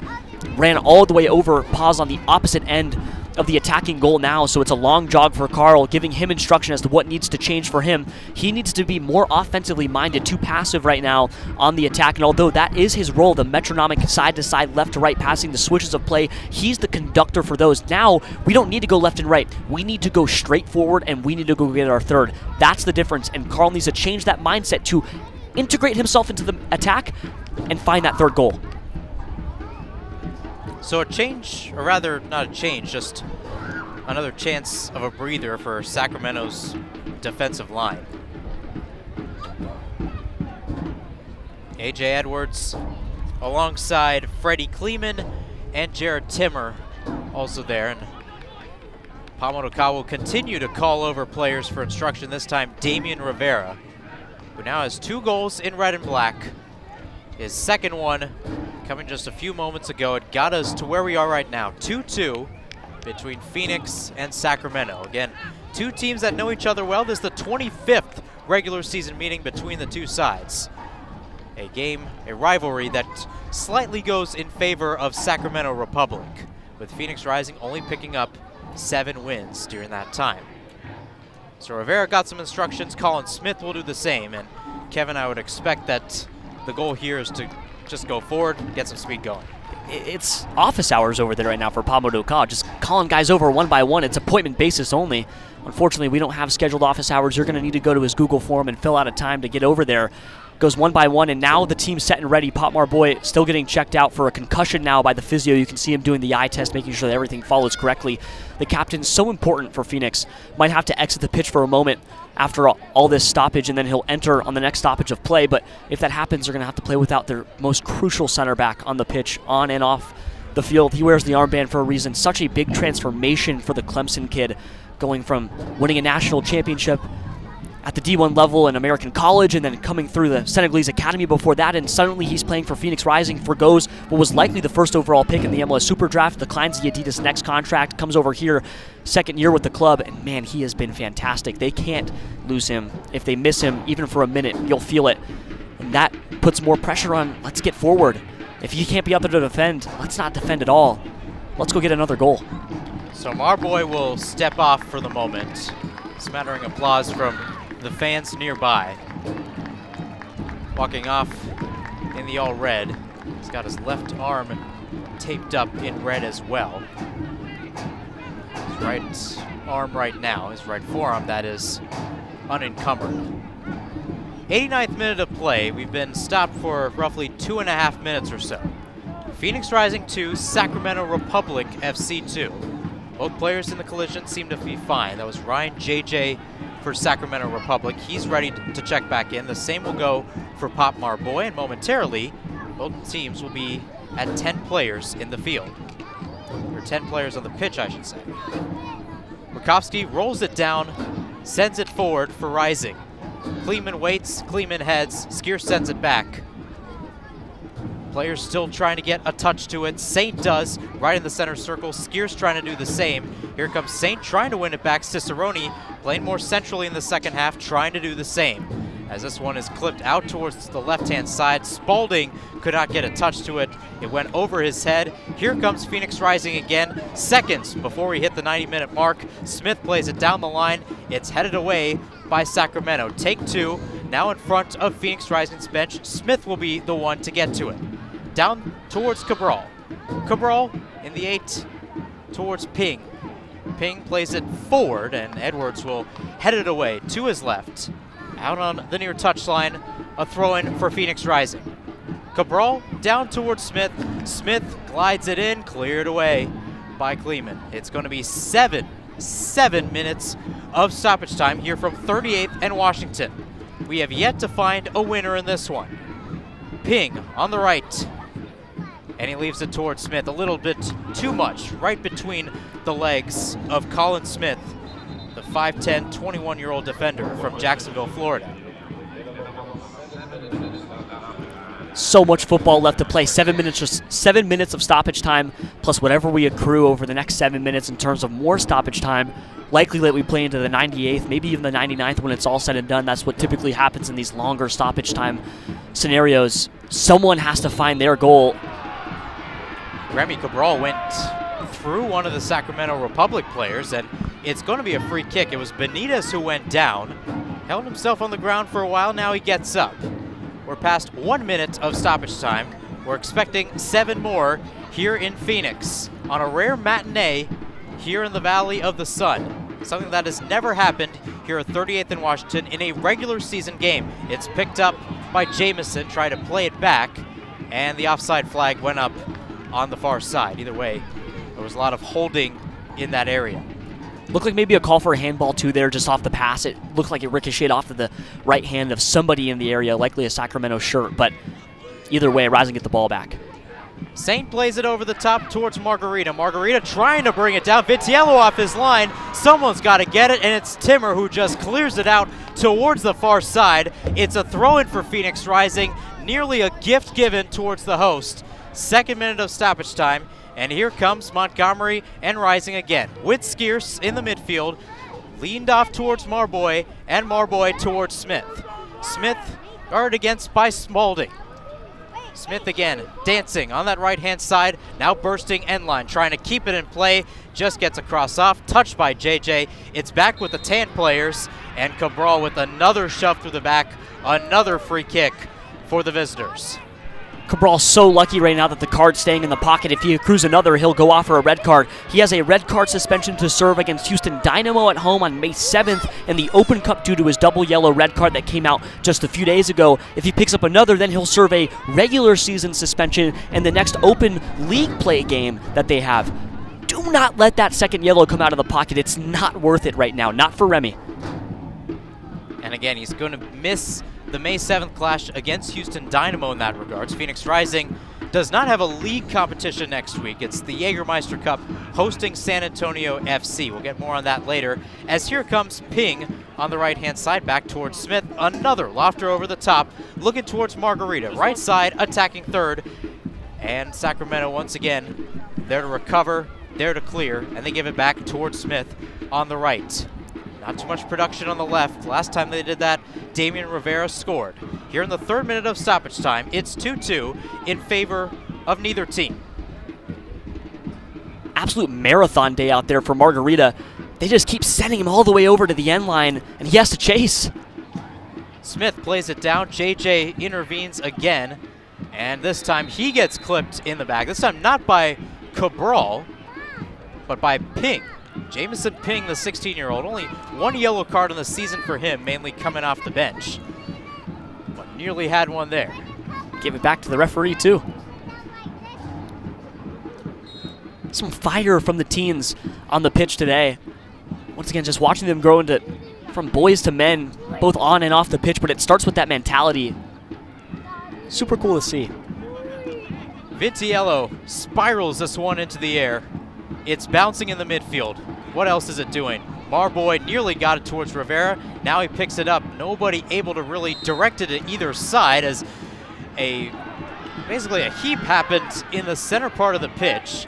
Rivera was in the midst of it, and it's a free kick for Sacramento, taken by Lopez, and out on the right for A.J. Edwards. Now further right for Russell Cicerone. Cicerone trying to get past Montgomery, who's trying to pry for the ball. Darius Johnson doing the same thing. It's a free kick for Phoenix. It's the 5th minute of stoppage time. It is tied 2-2, with both teams looking for their 2nd win of the season. What a duel win there on the ground for Braxton Montgomery. Just stood him up. So impressive. And this is more of Braxton's natural position, playing as a left back, not a center back. And you can see he feels comfortable while doing it. Played forward by Rakowski, headed up in the air. The ball will wither its way back into the midfield. And another free kick in favor of Sacramento, this time with Skierson crew trying to get the ball. Taken by Lopez, down towards Timmer. Are we going to get a final goal? Montgomery, after Edwards slipped to the pitch, tried to play it forward. He couldn't find Rivera. It's another throw-in for Sacramento Republic FC. 6th minute of stoppage time. We've seen some crazy heroics before here from 38th and Washington. Some good, some bad. Phoenix Rising trying to complete the comeback. Sacramento trying to stop it. This one trying to play it towards Cicerone. Saint grappling with him. Cicerone called for the foul. He's angered as he sits on the ground. He'll get up, and another free kick for Rising. Rakowski will take. It will be roughly 20-21 yards away from his 18-yard box. Players ushered forward, back and towards the midfield. Rakowski puts his left leg through the ball. Jumped forward, looking for someone on that left-hand side. Skierce playing it up. It's denied back. Still up for grabs. Montgomery tries to get a piece to it. Edwards does, and it bounces down. Saint will play it back towards Rakowski. It will bounce in the 18. It goes back towards Saint. We're in the 7th minute of stoppage time. It's still 2-2. Saint plays it up towards Johnson. Johnson grappled in the process. Whistle blows. It's a free kick towards Phoenix Rising. And a confrontation, I should say, between Bensala and Edwards. Potentially one final chance for either team to find a winner. It's Juro Margarita who started the scoring for Phoenix Rising with the ball. On the left wing, roughly 35-40 yards away from Danny Vitiello in goal. Players in red and tan right on that 18-yard box. It's a one-man wall for Sacramento. It's Jamison who will do so. We're past 97 minutes of play on this Saturday afternoon. The whistle blows, and we'll see Marga back up. Right hand wave to the sky. Taken down puts right foot through the ball. It's into the area. It's headed away by Sacramento. A chance for a run here. It's a throw-in for Phoenix Rising. Skeers has the ball now, gives it off towards Smith. Maybe one final chance. Smith will back up all the way towards the bleachers on the near side. This is going long. Nothing about it as Pamo Kaz outside of his coaching box giving some measures. Here comes Smith. It's going short. It's headed away. And it's back out towards Smith again. And that will do it. 3 whistles blow here from 38th and Washington. A thrilling game on a rare Saturday afternoon matinee from the Valley of the Sun. It is Phoenix 2, Sacramento 2 at the end of 90 minutes. Kevin, we talked about this before. 2 teams on the outside of the playoff picture right now. Sacramento 10th, or rather, it's Sacramento is 10th. Phoenix Rising is 11th. 2 teams that kind of sort of needed a win to get their season back on track. How much does it seem like both teams missed an opportunity? I'll tell you, this is maybe not a missed opportunity. These draws get really tiring, especially if you're a fan of the team, right? And this is what happens. You go down 2-0, right?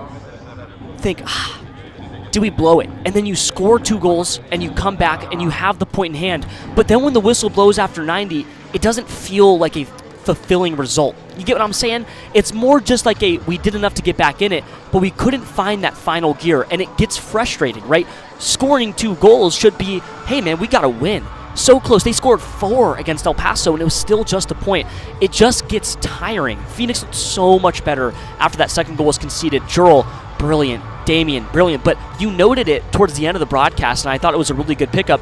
They couldn't access that left channel at all, and Damien Rivera is fantastic. He is finesse incarnate, and when he can't get to the ball because there's no service finding the left, nothing on the left half space, you lose some of your best stuff. Only so many times you can send Jurl over the top. Only so many times you can search the end line and try to find a cross. Not enough today, and eventually you need to find 3. The Rising Radio post-game wrap-up is coming up right after this break. Phoenix drawing with Sacramento once again, as Rising has yet to find a winner. 3 points at home at 38th and Washington. We'll take a quick break and hear from our sponsors here on Rising Radio and KAZG 1440 AM. Suzuchuku's in. Arteaga! You're listening to Rising Radio, home of the 2023 USL champions. Bliss and a burst of red smoke. Phoenix Rising, our home.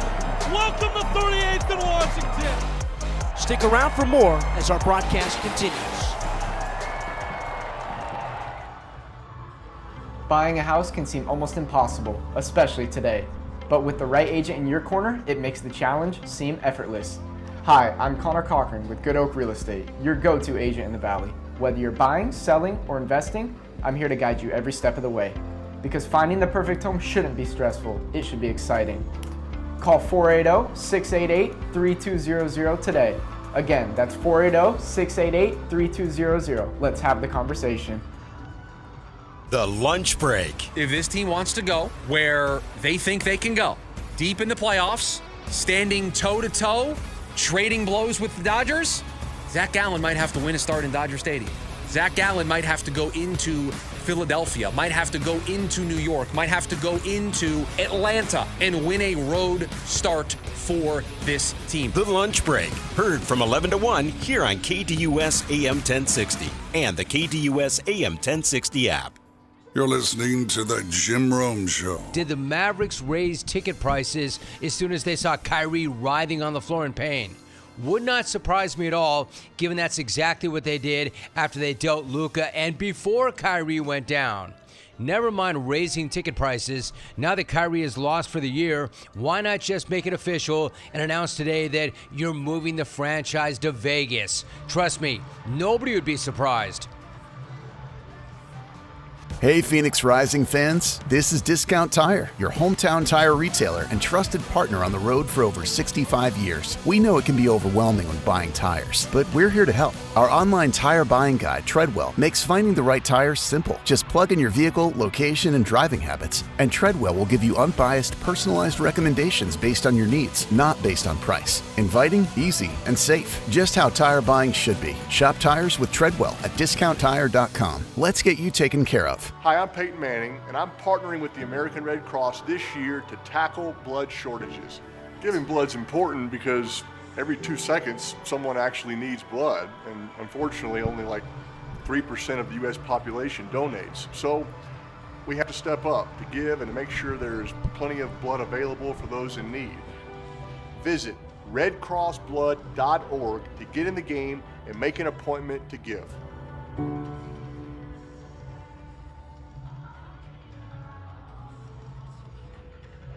Time for one last kick of the ball on tonight's match. It's Rising Radio postgame wrap-up on the Phoenix Rising Radio Network.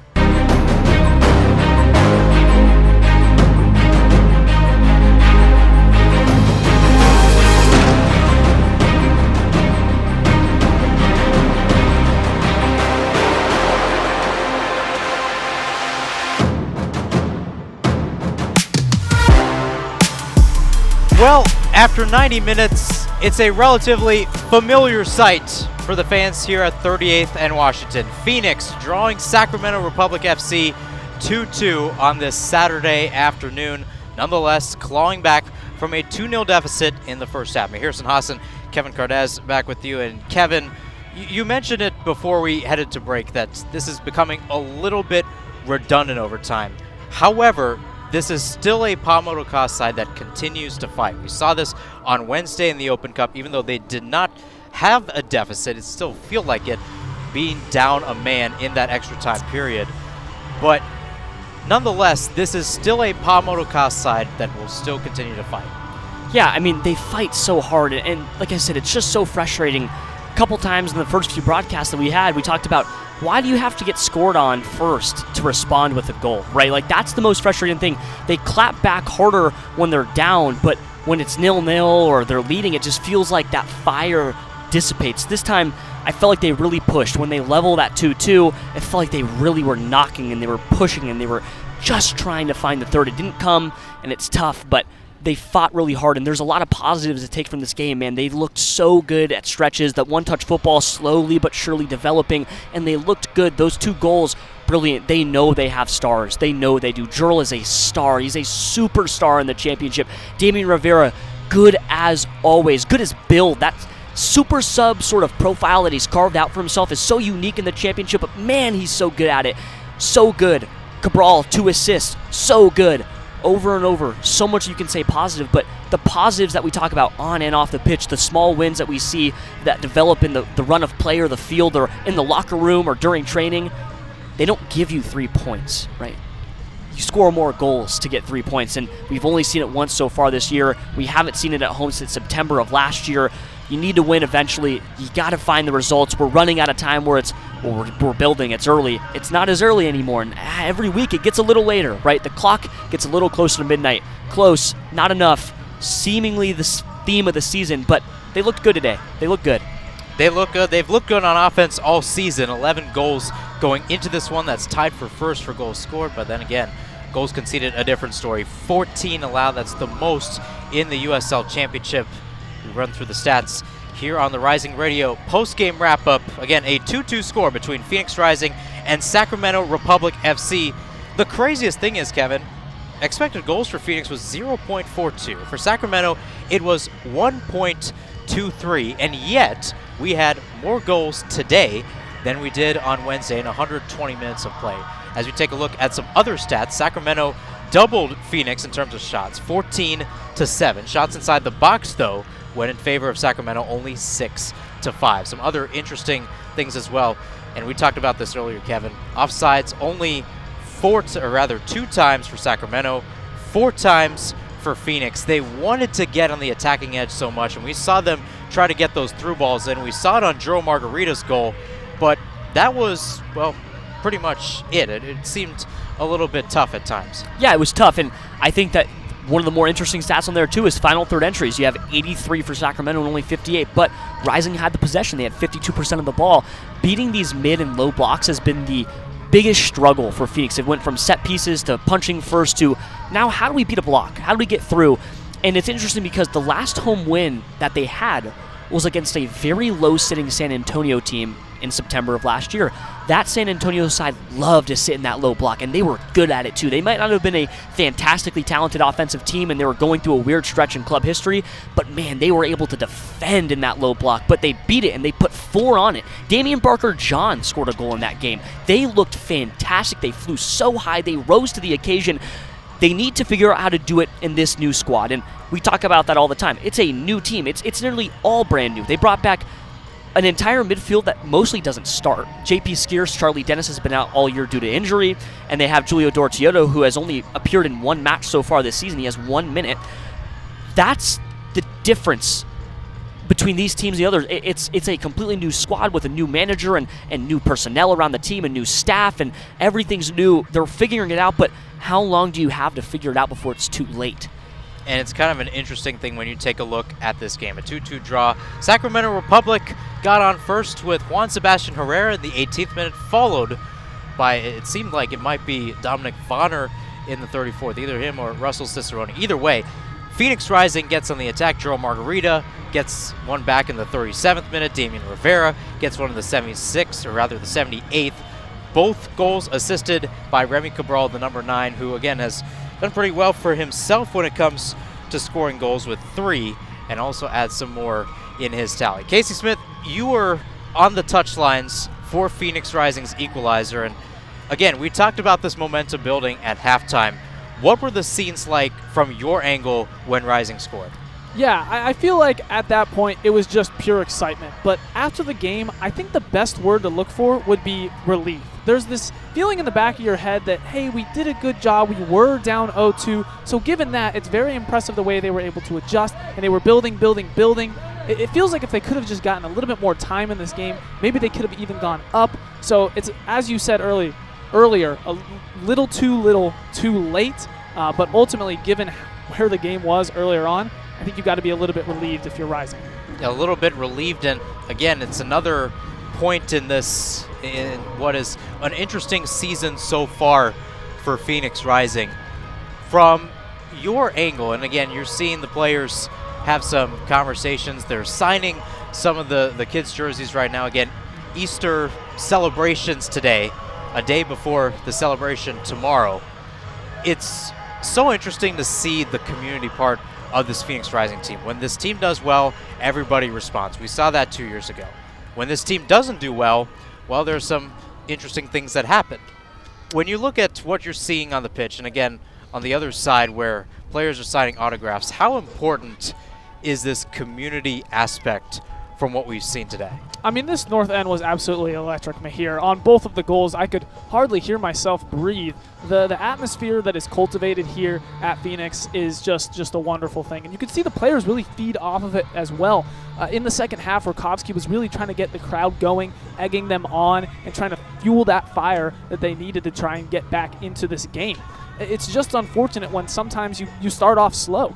We're out here in the heat. It's a 1 p.m. game. We want to get going right away, and Rising really just didn't match that. But when the players show up, the community is sure to match, as we could see here today. Yeah, the community showed up today. Again, a lot of players, including youth soccer players, in attendance today, giving their chance, giving their energy, and giving their all towards Phoenix Rising on the pitch. Casey Smith, we thank you so much. We'll take a quick break here on the Rising Radio postgame wrap-up presented by Crown Public House.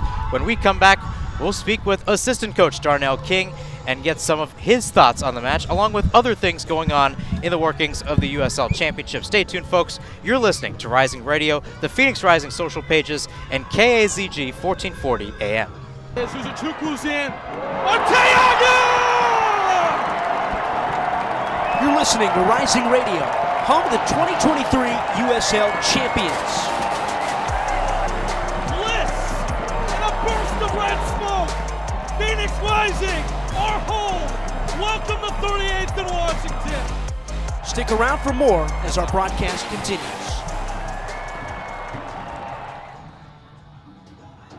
Buying a house can seem almost impossible, especially today. But with the right agent in your corner, it makes the challenge seem effortless. Hi, I'm Connor Cochran with Good Oak Real Estate, your go-to agent in the Valley. Whether you're buying, selling, or investing, I'm here to guide you every step of the way. Because finding the perfect home shouldn't be stressful. It should be exciting. Thanks. Call 480-688-3200 today. Again, that's 480-688-3200. Let's have the conversation. Hey Phoenix Rising fans, this is Discount Tire, your hometown tire retailer and trusted partner on the road for over 65 years. We know it can be overwhelming when buying tires, but we're here to help. Our online tire buying guide, Treadwell, makes finding the right tires simple. Just plug in your vehicle, location, and driving habits, and Treadwell will give you unbiased, personalized recommendations based on your needs, not based on price. Inviting, easy, and safe. Just how tire buying should be. Shop tires with Treadwell at discounttire.com. Let's get you taken care of. This is the Rising Radio post-game wrap-up on the Phoenix Rising Radio Network.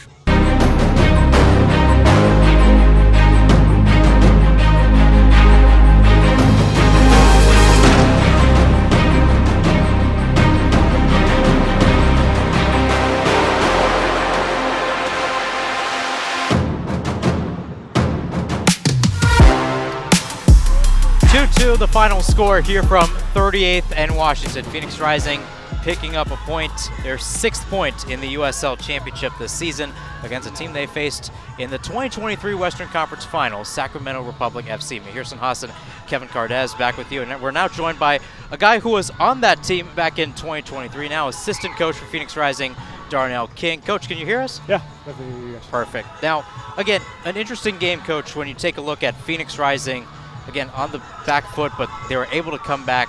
How proud are you of your players to get that comeback going? Yeah, obviously you want to be the team who punches first, but after a long weekend, the boys going 120 and being resilient today, it just shows the characters that we have in that locker room, and the boys showed that today, and hopefully we move forward in the right direction and we'll get a win again next game.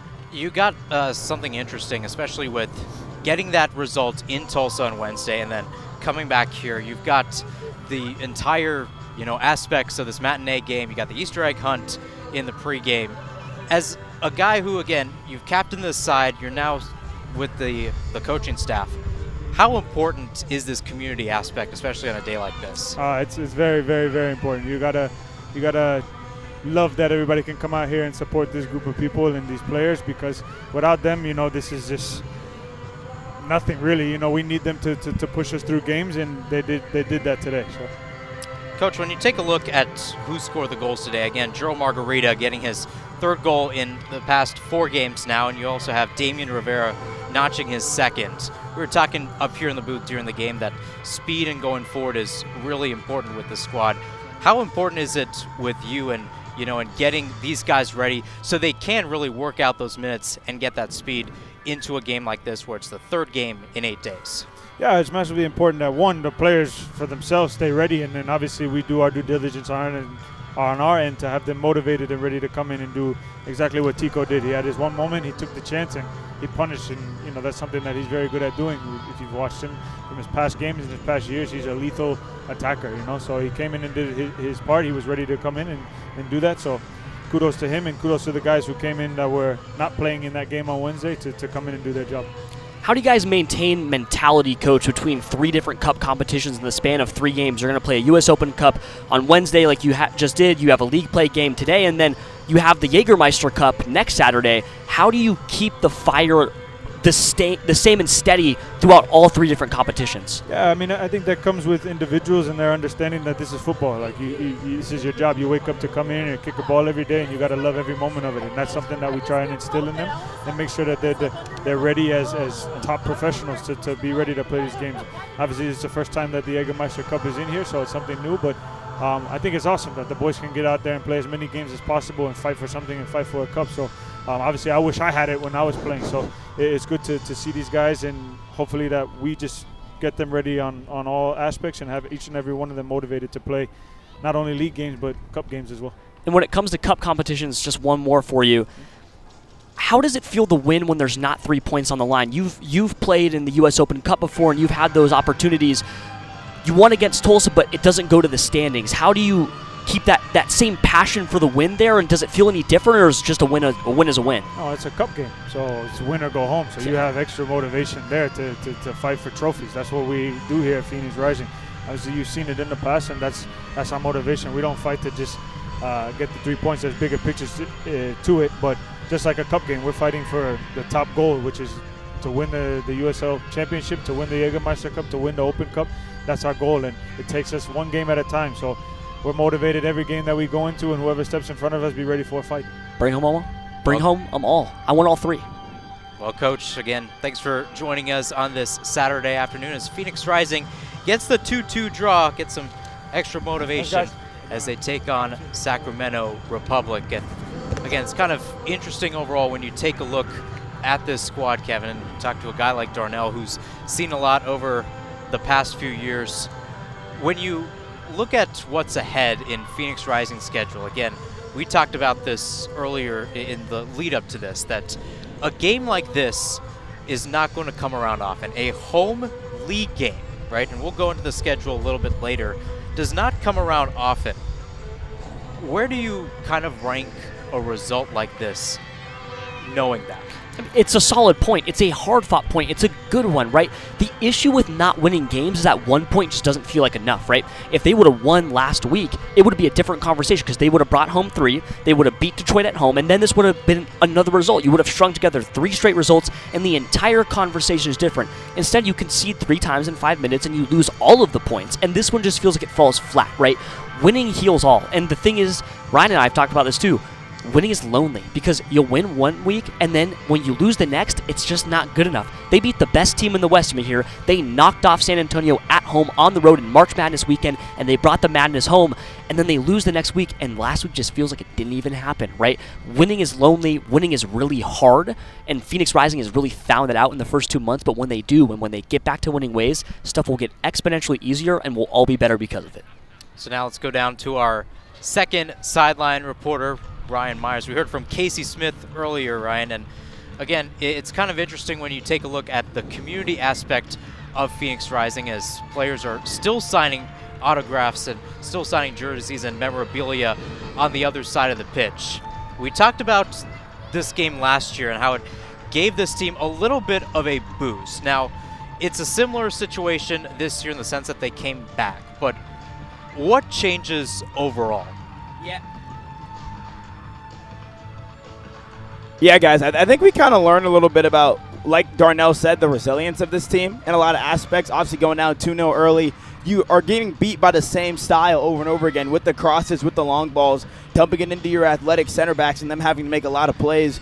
And now we're in a situation for Phoenix Rising where you can kind of see some passages of play opening up consistently. Guys are finding little knocks between them. The front four looked very dangerous today, but it's how that front four connects with the back four. I feel like we didn't see enough of the fullback play today, whether it was Neville or Colin Smith on that right-hand side, especially being able to kind of break lines and progress play forward. And I think that's the next evolution of this Phoenix Rising team is when they're building out of the back, when they're playing, how do we make sure that Santi isn't playing, isn't playing a bad pass out of the back multiple times in a game. And it's those connections, it's those difficulties that really take a lot of time to grow when building out of the back. But the rest of the team is coming along. You can see guys starting to gel together and find fun ways to nil together and get some good results going in that regard, hopefully. All right, thank you, Ryan. Again, our 2 sideline reporters today, Casey Smith and Ryan Myers, taking you through the action here on Rising Radio and KAZG 1440 AM. We'll take a quick break.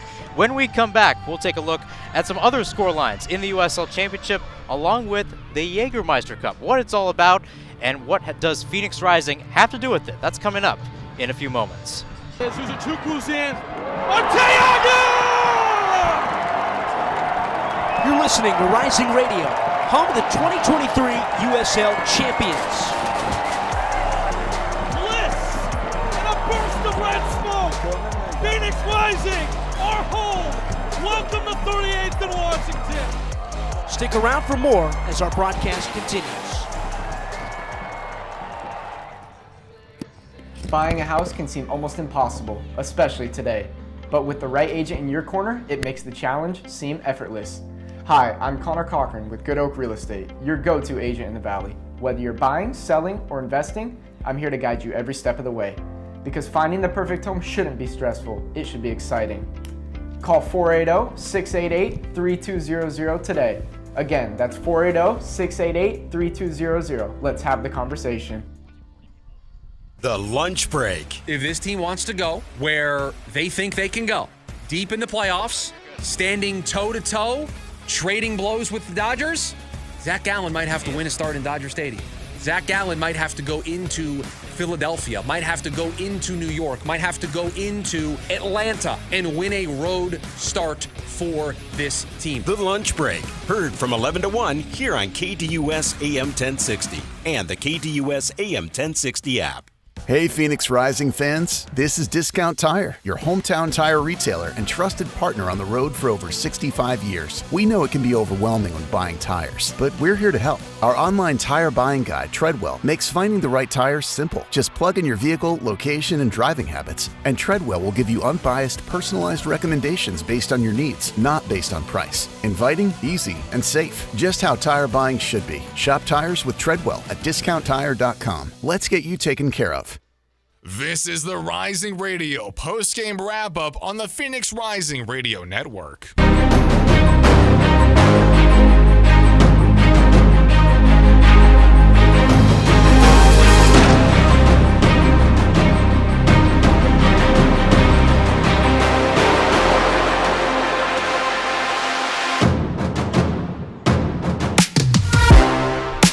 Well, let's wrap things up here on the Rising Radio post-game wrap-up presented by Crown Public House. Mahir Hassan, Kevin Cardez back with you. And again, a lot of things going on today in the USL Championship. Basically an afternoon slate, if you will. 1 p.m. this game kicked off here in Arizona. That's 4 p.m. Eastern time. One of 4 games to kick off at that slate. A lot of other interesting games too. Detroit City FC beating Rhode Island FC 2-0 at home. Hartford Athletic beating Birmingham Legion FC 1-0. And Oakland Roots SC beating Orange County SC 2-0. So the home team, save for this result, getting 3 points. A game right now between Loudoun United and Pittsburgh Riverhounds SC in the greater D.C. area. That's in the 90th minute. Pittsburgh currently playing down a man. And in roughly half an hour, we will start off our evening slate for this match, week 7 here in USL. Indy 11 against Charleston Battery, Lexington SC against Monterey Bay FC, Miami FC against North Carolina FC. All of those kicking off at 4 p.m. here in the Valley, 7 p.m. on the East Coast. Tampa Bay Rowdies against Louisville City FC starts a half hour after that, and a half hour after that is Colorado Springs Switchbacks FC against El Paso Locomotive FC. We wrap up the night at 7:30 p.m. Pacific time as Las Vegas Lights FC takes on FC Tulsa. Now, Kevin Cardez, it's an interesting situation that Phoenix Rising finds itself in, because you take a look at this next schedule. You have San Antonio FC at home next week. It's another home game, but it's a USL Jägermeister Cup game, and that's something we have not said a lot for Phoenix Rising. Again, the Jägermeister Cup really popular amongst USL League One teams last year. This time, USL Championship is also included. Phoenix Rising in a group with El Paso Locomotive, New Mexico United, Colorado Springs Switchbacks, San Antonio FC, along with League One sides, Texoma FC, and Union Omaha. Now, Kevin, we've already seen this Phoenix Rising side take on San Antonio. It was in Texas. They got the win. What do they need to do, especially knowing that San Antonio has probably made some changes since then? They are the best team, or one of the best teams in the West in the USL Championship, to try to get those 3 points and get a result on Saturday. They just need to play the full 90, man. I mean, you saw it again. They started too slow. They conceded 2, and then they end fast, and they get 2 back, and they draw 2-2. The best part about the Jägermeister Cup, draws are not allowed. The games end on penalty kicks, just like the U.S. Open Cup. That's what makes the competition so fun and exciting. We won't see a draw. We'll see a win or a loss. And although some would like to argue that a draw going into a penalty shootout win or loss is still just a draw, I don't care, okay? It's going to go down in the Jägermeister standings as a win or a loss, green or red. And they just need to play a full 90. It's also tough, too, because we talk about the fixtures and how weird it is. The next actual league play home game that we'll have for Phoenix Rising is May 17th against Monterey Bay is out of school night. In between then, we have a cup game at home against San Antonio. We're away at Colorado Springs a week after that. Then a U.S. Open Cup round of 32 home match versus Houston Dynamo, still not league play. Then away at New Mexico United on May 10th. And then we finally come home 7 days later, May 17th against Monterey Bay. They won't have a chance to claim 3, 1, or none against or in front of the home crowd until mid-May. That's why this is so important. That's why they'll want it back. But when they finally do, they'll have had a lot of experience. They'll have played an MLS team at home. They'll have played in the Jägermeister Cup at home. They'll have played 2 more road games in the process. And hopefully they'll be better because of it. And most importantly, it's Dollar Beer Night against San Antonio. Get excited. Big, big, big game next week. We'll see if they can do it. Phoenix Rising, the red and black, trying to get into the green next week against San Antonio FC. That one will be an evening game at 7 p.m. You can listen to it right here on Rising Radio. That will do it for our presentation of Phoenix Rising FC against Sacramento Republic FC from what is now a barren 38th and Washington. Celebrations starting up at around 11 a.m., 11:30 a.m. today with the Easter egg hunt. It is now subsided as fans have started to head home. We will do the same as well. So for our producer, Sammy O'Brien, our sideline reporters, Casey Smith and Ryan Myers, alongside my analyst, Kevin Cardez, I'm Mahirson Hassan. Thanks for tuning in on Rising Radio and KAZG 1440 AM. We will see you next week. Stay safe, everybody.